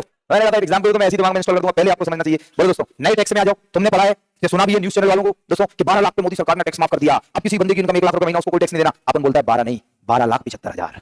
दोस्तों अगर किसी बंदे की टोटल इनकम कितनी है? 12,75,000, तो वर्तमान नए टैक्स स्लैब को अगर वो ऑप्ट करता है तो उसका कोई भी टैक्स नहीं देना पड़ेगा। कैसे? लो जी ओरली बताते हैं। 12,75,000 मैंने 1 साल की कमाई, नए टैक्स स्लैब को ऑप्ट किया, 75,000 फ्लैट माइनस, कितना बचा? 12। सही है, आओ कैलकुलेट करते हैं ओरली। अब 12 में 4 लाख तक नील, कोई टैक्स नहीं। 4 से 8, 4 लाख का 5% आया था हमारा 20,000, बोलो यस। अब दोस्तों 8 से 12 कितना आया? 10%, 4 लाख का 10% 40,000, तो 40 और 20 आया 60, और 60 लाख हजार का मिल रहा टैक्स रिबेट, बोलो जय हो। दिस इज द पॉइंट जहां पे आप सीख गए कि 12 लाख नहीं 12,75 तक पर कोई टैक्स नहीं है। बोलो आजकल किसी को सिखा दोगे? बोलो भरत बाबा की जय। बोलो क्या कॉन्सेप्ट समझ में आया कि नहीं? पक्का आया? अरे बहुत तगड़े कॉन्सेप्ट है यार। अगर तुम्हें इस तरीके से नहीं बताया जाए, अब तो तुम्हें ऐसा समझ में आ गया कि तुम बिल लाओगे कोई और तुमसे पढ़ ले। अरे बोलो जरा कि कहीं चर्चा भी होगी तो घुस के बोलोगे बीच में। दोस्तों ये पढ़ाई का मजा है, पढ़ाई का मजा है, तुम्हारा दिमाग एकदम शार्प हो जाए। बोलो जी सुना। तब दोस्तों तुम्हें लगता भी होगा यार ऐसा टीचर ही मिलना चाहिए हमें। दोस्तों क्या दुआओं में भी याद रखते हो कि नहीं रखते हो? तो जब मंदिर जाएगा तो हमारे दोनों बच्चों के लिए भी दुआएं मांग लिया करो। बोलो जी सुना, नहीं मिलेगा, और हम तुम सब लोगों को अपने आशीर्वाद में याद रखेंगे। दोस्तों बोलो जी सही है कि नहीं? गिव एंड टेक का रिलेशन होना चाहिए, कुछ तुम हमें दो कुछ हम तुम्हें दें, कौन सही है कि नहीं? क्या इतनी बातें सब समझ गए? अब आपके दिमाग में एक सवाल फंसा हुआ है, कई समय से मैं देख रहा हूं, और वो ये कि सर तो हमें कौन सा ऑप्ट करना चाहिए, क्या हम नए के हिसाब से नहीं या पुराने? तो इसका एक ही जवाब है दोस्तों, नो बकवास। अगर कोई स्मार्ट बंदा है मेरी तरह जिसने अपना इन्वेस्टमेंट कर रखा है अलग अलग जगहों पर, तो वो हमेशा पुराने को चूज करे। और कोई तुम्हारे ऐसा गधा है जिसको जानते नहीं इन्वेस्टमेंट क्या होता है, बस पैसा कमाता खर्च करता, वो दोस्तों नए को स्लैब को चुन ले, क्योंकि इसमें कोई डिडक्शन कोई इन्वेस्टमेंट का लाभ नहीं मिलता। तो मुझे लग रहा है आप समझ गए। बोलो जी yes, this is called old और न्यू टैक्स स्लैब, और टैक्स की सारी बातें रुको दोस्तों, ये सब तो हो गया। अब यहाँ पर देखो इनमें से कई सारी चीजें आप सीखे। टैक्स रिबेट देखना, tax rebate, deductions, tax rebate और टैक्स रिजाइन मतलब स्लैब, ये समझ। टैक्स अवॉइडेंस और इवेजन तुम जानते हो। अवॉइडेंस का मतलब एक लाइन में बताएंगे, कर अपवंचन, एक लाइन में जिसको सुनना है वो सुन लेगा। टैक्स अवॉइडेंस का मतलब है अगर आप कानूनी तरीके का उपयोग करो और इनकम को टैक्स से बचा लो, जैसे आपने अलग अलग इन्वेस्टमेंट करी, डिडक्शंस का यूज किया, this is called tax avoidance. कर अपवंचन, कर चोरी, ये तो अपने आप ही लिखा है कि दोस्तों अगर आप अपनी इनकम को टैक्स से बचाओ, जैसे मैं केजीएस से जब जाऊं तो ये लोग मुझे लिफाफे में पैसा दे दें, जो मैं कई सारी कोचिंग में 2022 से पहले करता था कि जैसे कहीं गया, उन्होंने कहा अरुणाचल प्रदेश, उन्होंने कहा 25 दिन में इकोनॉमी करानी है, मैंने कहा डन, डील हुई दोस्तों, फोन पर इतने लाख लूंगा, उन्होंने कहा ओके। तो मैं गया, वहां से जब आया तो उन्होंने लिफाफा लिया, मुझे पकड़ा दिया, बैग में डाल दिया दोस्तों, मैं चला आया। अब जो मैंने लिफाफे में जो कैश मिला मुझे, क्या मैं तुम्हें इतना सही दिख रहा कि मैं बैंक में डालूंगा और सरकार से कहूं सरकार मेरी इनकम में टैक्स ले लो मुझसे, क्या ऐसा मैं कभी करूंगा? दोस्तों जब मेरी ब्लैक मनी होती थी तो मैं मनी को टैक्स से बचाता था, this is called tax evasion. ये लोग पूरा का पूरा पैसा अकाउंट में डालते हैं दोस्तों, उस पर मैं कोई टैक्स नहीं बचा सकता, बट डिडक्शंस यूज कर सकता हूं। सो this is called tax avoidance और टैक्स एवेजन। क्या समझ गए? TDS tax deduction at source, एक लाइन में बताऊंगा। जैसे मुझे यहां से मान लो 1 लाख रुपए महीना मिलता है, एग्जांपल है, तो ये लोग क्या करते हैं 1 लाख का 10% दोस्तों काट देते हैं और 10,000 रुपए ऑलरेडी जमा कर देते हैं इनकम टैक्स डिपार्टमेंट को। बोलो जी यस, और मुझे 90,000 हर महीने दे देते हैं। सो दिस इज कॉल्ड टीडीएस, मतलब आपकी इनकम जो है देखना full form tax deduction at source. फिर से TDS tax deduction at source. तो सारे लोग my source of income is KGS, तो जिस सोर्स से इनकम मिले उस सोर्स के द्वारा ही टैक्स को काट दिया जाए, इज कॉल्ड टीडीएस। टीडीएस का यूज बताएं कितना कर रहा है? पहले आईटीआर सुन लो, आईटीआर इनकम टैक्स रिटर्न। इसका मतलब कुछ नहीं है, साल के एंड में सरकार को जब अपनी सारी इनकम डिडक्शंस खर्चे का ब्यौरा दें और अपना इनकम टैक्स फाइल करें, और इनकम टैक्स पे करें या भाई फाइल करें, उसी को बोलते हैं आईटीआर। सही है ना? ध्यान सुना दोस्तों, टीडीएस का यूज बताते हैं कितना बढ़िया यूज। आप लोग वाह गुरुजी क्या कांसेप्ट है टीडीएस। अब आप समझना दोस्तों, नए टैक्स स्लैब में हम थे नहीं, पुराने में चल लेते हैं, नए में चल लो कहीं भी। अब ऐसा इस बंदे को 20 लाख रुपए महीना साल का मिला है, इसका मतलब मोटा मोटा देखें तो कितना आ रहा है? 1.5 लाख लगभग महीने का, 1.5 लाख लगभग। अरे जितना भी हो लगभग है, मेरा 1.5 लाख नहीं, 1.5 लाख। अरे लगभग यार। अब सुनना, इस बंदे ने 1.5 लाख रुपए महीना कमाया और साल के एंड में इस बंदे ने भी 1.5 लाख कमाया, हाँ? और साल के एंड में हमने कितने डिडक्शंस भी तो माइनस किए इसके। अब मान के चलो होम लोन भी है, एटीसी में इन्वेस्ट किया, अधिकांश गधे तो करते ही नहीं है, लोगों को पता ही नहीं करना चाहिए इन्वेस्टमेंट। दोस्तों आप समझना भाई साहब, साल के एंड में अपनी बीवी से, जैसे इसने मैंने पैसा कमाया, बीवी को देता गया, फिर कमाया, देता गया, फिर कमाया, देता गया, और साल में मैं बीवी से कहूं एक काम करो 3,60,500 रुपए दो, मुझे टैक्स देना है, तो बीवी तो घबरा जाएगी दोस्तों। नहीं समझ पाए हमारी बात? नहीं समझ पाए? या दोस्तों यहाँ पर मैं कमाता गया, देता गया, खर्च करता गया, खर्च करता गया, खर्चा गया, और लास्ट में देखना लगभग 1 महीने से ज्यादा की सैलरी या तो 2 महीने की सैलरी लगभग टैक्स में घुस गई। मामला समझ आया? अब बताओ दोस्तों, बहुत सारे लोग क्या टैक्स पे करने से बचेंगे? कहीं कर लो जो करना हो, हमने दे, हमारी बीवी मना कर रही पैसा देने को, बोलती है दोस्तों अब क्या होगा दोस्तों? अब लफड़ा हो जाएगा, लफड़ा हो जाएगा। तो सरकार ने एक बहुत सॉर्टेड तरीका बनाया। सरकार ने कहा भाई साहब आप पे इतना बर्डन हम आने नहीं देंगे, आप मेरी बात तो सुनो। सरकार ने कहा, मैंने कहा बताओ। सरकार ने कहा देखो भाई साहब भरत जी एक काम करिए, मैंने कहा बताइए। तो सरकार ने कहा जब आपको इनकम मिलती है जिस सोर्स से मिलती है, आप उस सोर्स पे 10% टैक्स दे दो पहले। अब दोस्तों भाई साहब मैं भी खुश, मेरी बीवी भी खुश। वो कैसे? मुझे यहाँ से मिले 1.5 लाख, एग्जाम्पल 20 लाख का भी आएगा, तो 1.5 लाख दोस्तों केजीएस ने 10% 15,000 काट दिया, टैक्स डिपार्टमेंट को ऑलरेडी जमा कर दिया मेरे पेन नंबर पर। This is called TDS, tax deduction at source, tax deduction at source. बोलो यस। अब ध्यान समझना, 15,000 15,000 15,000 15,000 15,000 15,000 15,000 पूरे 12 महीने साल भर कटे, राइट? अब बताओ 15,000 इंटू 12 करो जल्दी से कितना है? 1 लाख, 1,80,000 आया। इसमें आते हैं, इसमें ज्यादा समझ में जाएगा। 1,80,000 आया, या मान के चलते हैं ये अमाउंट आ रहा है 1.5 लाख, मान के चलो थोड़ा मेरी तरफ से मान लो ऐसे ही 1.5 लाख आ रहा है। बोलो यस दोस्तों, हम 80,000 रुपए, 1,80,000 तो सरकार को ऑलरेडी दे चुके, और देना था मान लो 1.5 लाख, मान लो यार 1.5 लाख देना था, 1,80,000 तो ऑलरेडी दे चुके। अब मैं साल के एंड में फाइल करूंगा, मैंने मेरा सीए फाइल करेगा आईटीआर, इनकम टैक्स रिटर्न। अब वो सरकार को बताएगा देखो इतनी इनकम, इतना आईटीआर, इतना टीडीएस, इतना ये एडीसी एडीडी पुराना दिमागा, ये कहेगा टोटल टैक्स हमारे बंदे को देना था 1.5 लाख, आपके पास ऑलरेडी आ चुका 1,80,000। अब तुम आईटीआर के माध्यम से एक काम करो, 30,000 हमारे क्लाइंट को वापस दो और उस पर ब्याज भी दो। दोस्तों पैसा एडवांस में जा रहा था ना, तो उस पर ब्याज भी आएगा। That is called income tax return, this is called ITR. बोलो दोस्तों, बताओ समझ गए क्या? This is called ITR. अब देखो दो शब्द और फंसे पड़े हैं लटके हुए लास्ट में, सेस और सरचार्ज। क्या करें दोस्तों, सोच के तो आते हैं कि ये पढ़ाएंगे ये नहीं पढ़ाएंगे तुम्हारे काम, लेकिन यहाँ घुसते ही दोस्तों पूरा फैल जाते हैं हम दोस्तों, राइट। तो अगर हम बात करें सेस और सरचार्ज, लेकिन पूरा तब भी नहीं पढ़ाते दोस्तों, जितना जितना जरूरत है उतना नहीं पढ़ाते। पूरे में तो तुम्हारा दिमाग से खून की धारे निकलने लगेंगे, कान वान एकदम सूज जाएंगे तुम्हारे, पूरा पढ़ा देंगे। पूरा नहीं पढ़ाना दोस्तों, सिर्फ उतना जितना तुम्हारे काम का है, ये हम जानते हैं बहुत अच्छे से। बोलो जी यस, आ जाओ। लास्ट के शब्द हैं सेस और सरचार्ज। अब ये 3 मिनट में आप दोनों शब्दों को सुनोगे। आईटीआर पे कितना मिलेगा, मिलेगा कि देंगे, ब्याज कितना मिलेगा वो सरकार तय करेगी, उसका मुझे आइडिया नहीं है कि ब्याज कितना देती है। 6-7% देती होगी, 5-6%। तो मैं क्या मतलब कितना, मैंने आज तक नहीं सोचा कितना मिलेगा ब्याज। एक उठ बैठा, इसके हर सवाल एकदम बकवास होते हैं। देखो मैं इतने 2011 से मैं अपना आईटीआर भर रहा, और दोस्तों मैंने 14 साल में ये नहीं सोचा कि सरकार ने ब्याज कितना दिया मुझे। बस ये देखता हूं कि इतना था, इतना आना था, इतना रुपया आ गया, इसका तो बाकी का ब्याज आया। जैसे पिछले साल मेरा मामला डिस्प्यूट हो गया थोड़ा इनकम टैक्स डिपार्टमेंट के साथ, मेरे सीए ने थोड़ा ज्यादा लालच कर लिया और दोस्तों जितना टैक्स देना चाहिए उतना नहीं दिया, और उसने सरकार से टीडीएस आईटीआर के माध्यम से ज्यादा मंगवा लिया। अब दोस्तों सरकार वैसे तो 10-15 जैसे हम आज भरेंगे, 31 जुलाई लास्ट डेट होती है इनकम टैक्स रिटर्न की। कितनी होती है? 31 जुलाई। दोस्तों हमें 15-20 दिन के अंदर आ जाता है जितना भी एक्स्ट्रा हमने दे रखा है। बोलो जी विद ब्याज। लेकिन पिछले साल हमारा पैसा आया लगभग जनवरी या फरवरी में, अभी आया था। नो अभी जनवरी फरवरी नहीं, अक्टूबर नवंबर में आया था पैसा, नहीं सितंबर अक्टूबर ऐसे ही पैसा आया था पिछले साल का 23-24 का पैसा। बोलो जी यस। तो लगभग 1 साल बाद आया, तो हमें बढ़िया ब्याज मिला उस पर। तब भी हमने नहीं सोचा कितने परसेंट मिला, जी कितने परसेंट। मतलब ऐसे लोग सिर्फ परसेंट के चक्कर में ही रहते हैं, राइट। अब मैं एक हमारा बंदा है सोनू नाम है उसका, तो वो एक दिन कह रहा है कि भाई साहब बोलता है मुझे, कहता भाई साहब मैं ज्यादा पैसे आ रहे हैं मेरे अकाउंट में, तो मुझे ज्यादा टैक्स देना होगा। और भाई साहब बताओ कैसे करें, इतना पैसा नहीं। तो मैंने कहा ये क्या सोचता है कि टैक्स ज्यादा देना पड़ेगा, हमेशा ये सोचो ना इनकम ज्यादा होनी चाहिए। अरे बोलो ऐसा नॉट, दोस्तों उल्टा सोचते हैं ना हमारे लोग। तो ब्याज कितना मिलता होगा, क्या करना, 5-6% मिलता होगा, लेकिन मिलता है कुछ, बस ये बात है। इट इज नॉट रेलेवेंट, इसलिए आज तक हम नहीं पता नहीं, आज हम पढ़ते हैं कितना। देखो दोस्तों, तो अगर हम बात करें, चलो खैर सेस और सरचार्ज की कहानी और सुन लो, आनंद आ जाएगा। व्हाट इज सेस और व्हाट इज सरचार्ज। सोच के तो आए थे कि जीएसटी और फाइनेंस कमीशन दोनों पढ़ा देंगे, लेकिन पहुंच भी नहीं पाए दोस्तों वहां तक, राइट। तो अगर मैंने लगवा भी लिया इनसे, तो अगर मैं बात करूं सेस और सरचार्ज को ध्यान से सुनना। सेस और सरचार्ज दोनों की मीनिंग एक ही है, दोनों की मीनिंग एक ही है। That is called tax on tax, कर के ऊपर। सेस और सरचार्ज दोनों की मीनिंग एक ही है, कर के ऊपर कर, कर के ऊपर कर, सही है। दैट इज कॉल्ड सेस और सरचार्ज। लेकिन अंतर अपन बताएगा दोस्तों।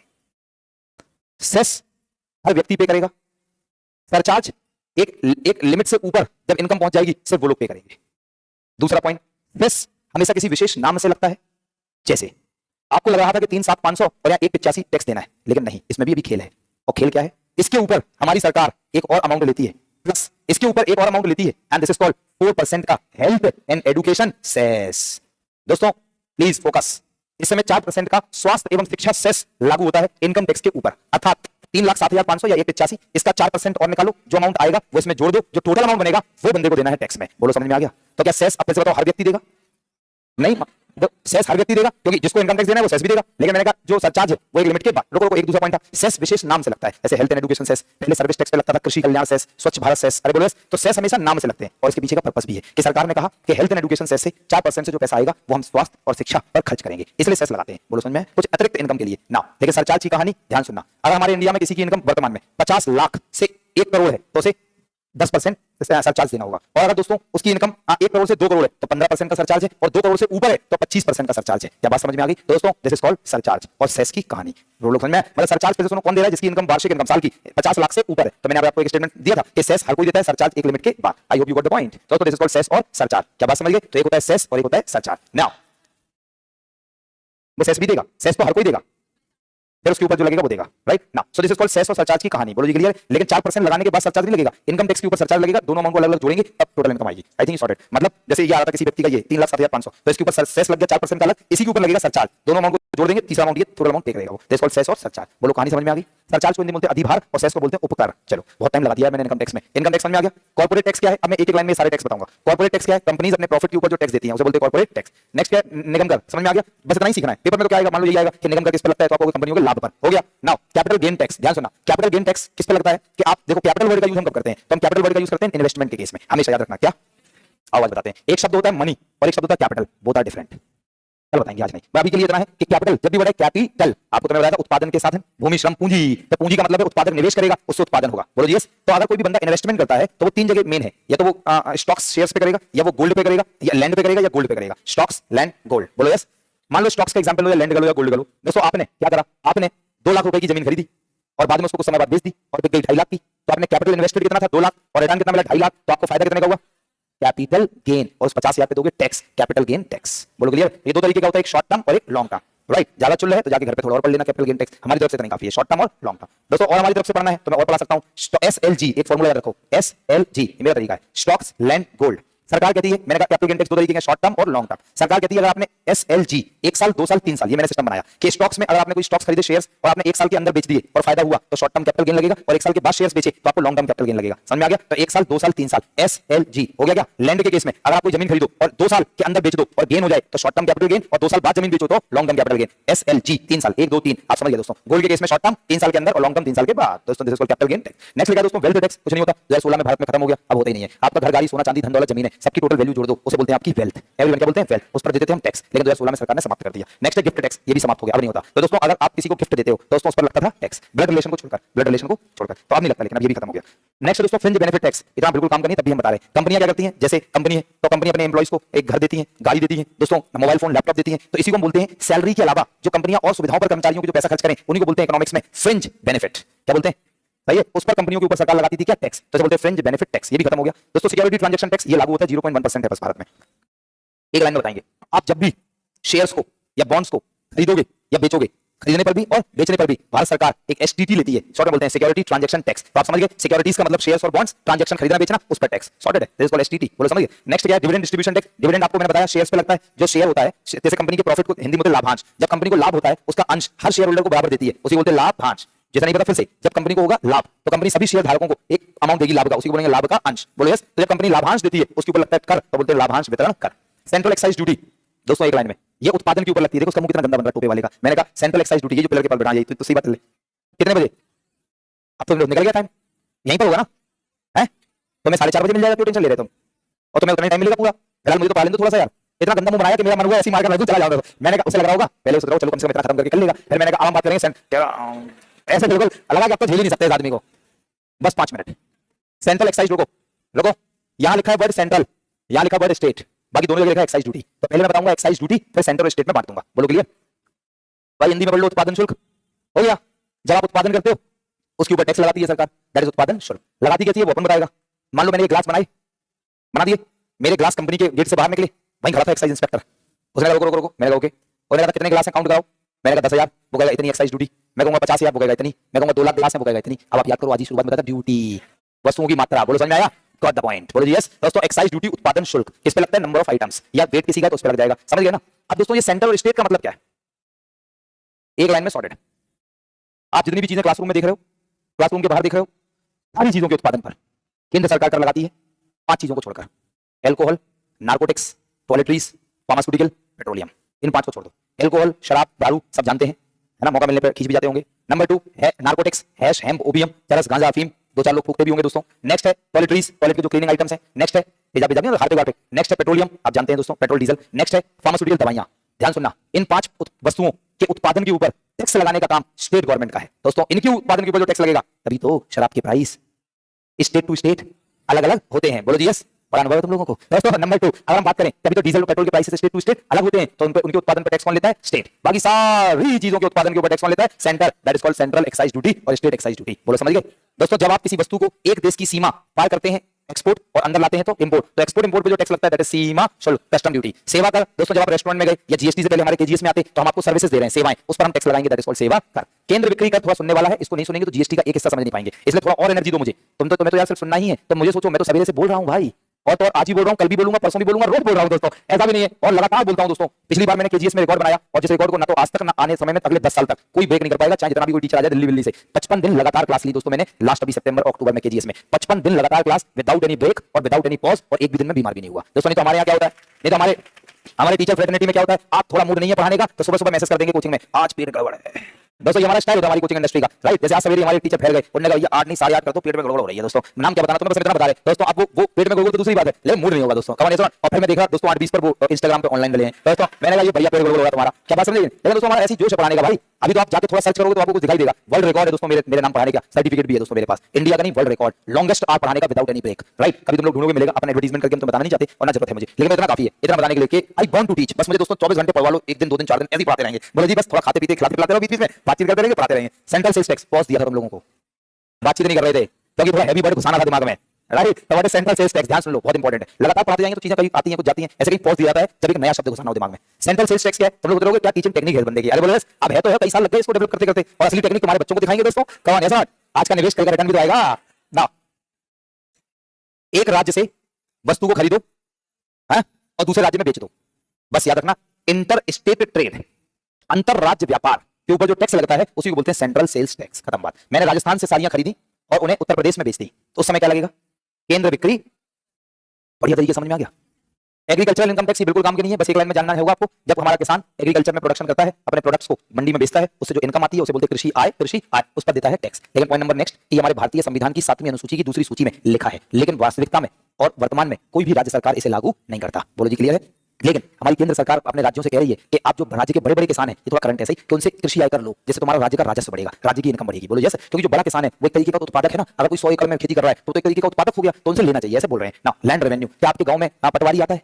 और दोस्तों आप देखोगे इसे भू राजस्व, लेकिन कहीं बोलते हैं यहाँ से आवाज आई माल गुजारी, दोस्तों लेके जाता है वो किस हिसाब से लेके जाता है कि आप इस बार कितने बीघा में खेती कर रहे हैं, तो बहुत थोड़ा 10-15 रुपए आता है पर बीघा, तो उसे बोलते हैं भू राजस्व। बोलो यस? पेशा कर, जैसे मैं एक टीचर हूं या कोई डॉक्टर अपना क्लिनिक खोल के बैठा है या कोई लॉयर अपना एक फर्म दुकान खोल के बैठा है अपनी लॉ की है ना, तो लोग अब वो राज्य के संसाधनों का उपयोग कर रहा है और पैसा कमा रहा है, तो ये पेशेवर लोग हैं, ये स्टेट गवर्नमेंट को एक टैक्स भी देते हैं, जैसे बोलते हैं पेशा कर। बोलो क्लियर दोस्तों? स्टेट एक्साइज ड्यूटी बता दिया। इलेक्ट्रिसिटी टैक्स आप जानते हैं, जल्दी बोलो। हाँ नहीं जानते क्या? बिजली का बिल आता है उस पर लिखा होता है इलेक्ट्रिसिटी टैक्स।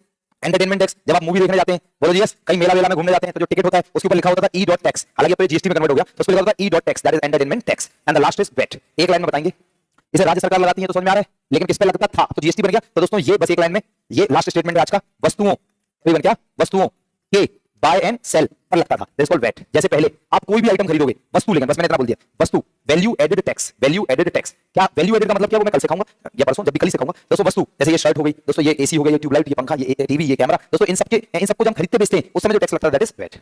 इनके उत्पादन पर जो टैक्स लगेगा सेंट्रल एक्साइज ड्यूटी। इनको हम दूसरे देश में भेजेंगे कस्टम ड्यूटी। एक राज्य से खरीदेंगे दूसरे में बेचेंगे सेंट्रल सेल्स टैक्स। सारी कहानी सीख गए आप। Have a nice and wonderful time. God bless you all. जय हिंद। Thank you everyone.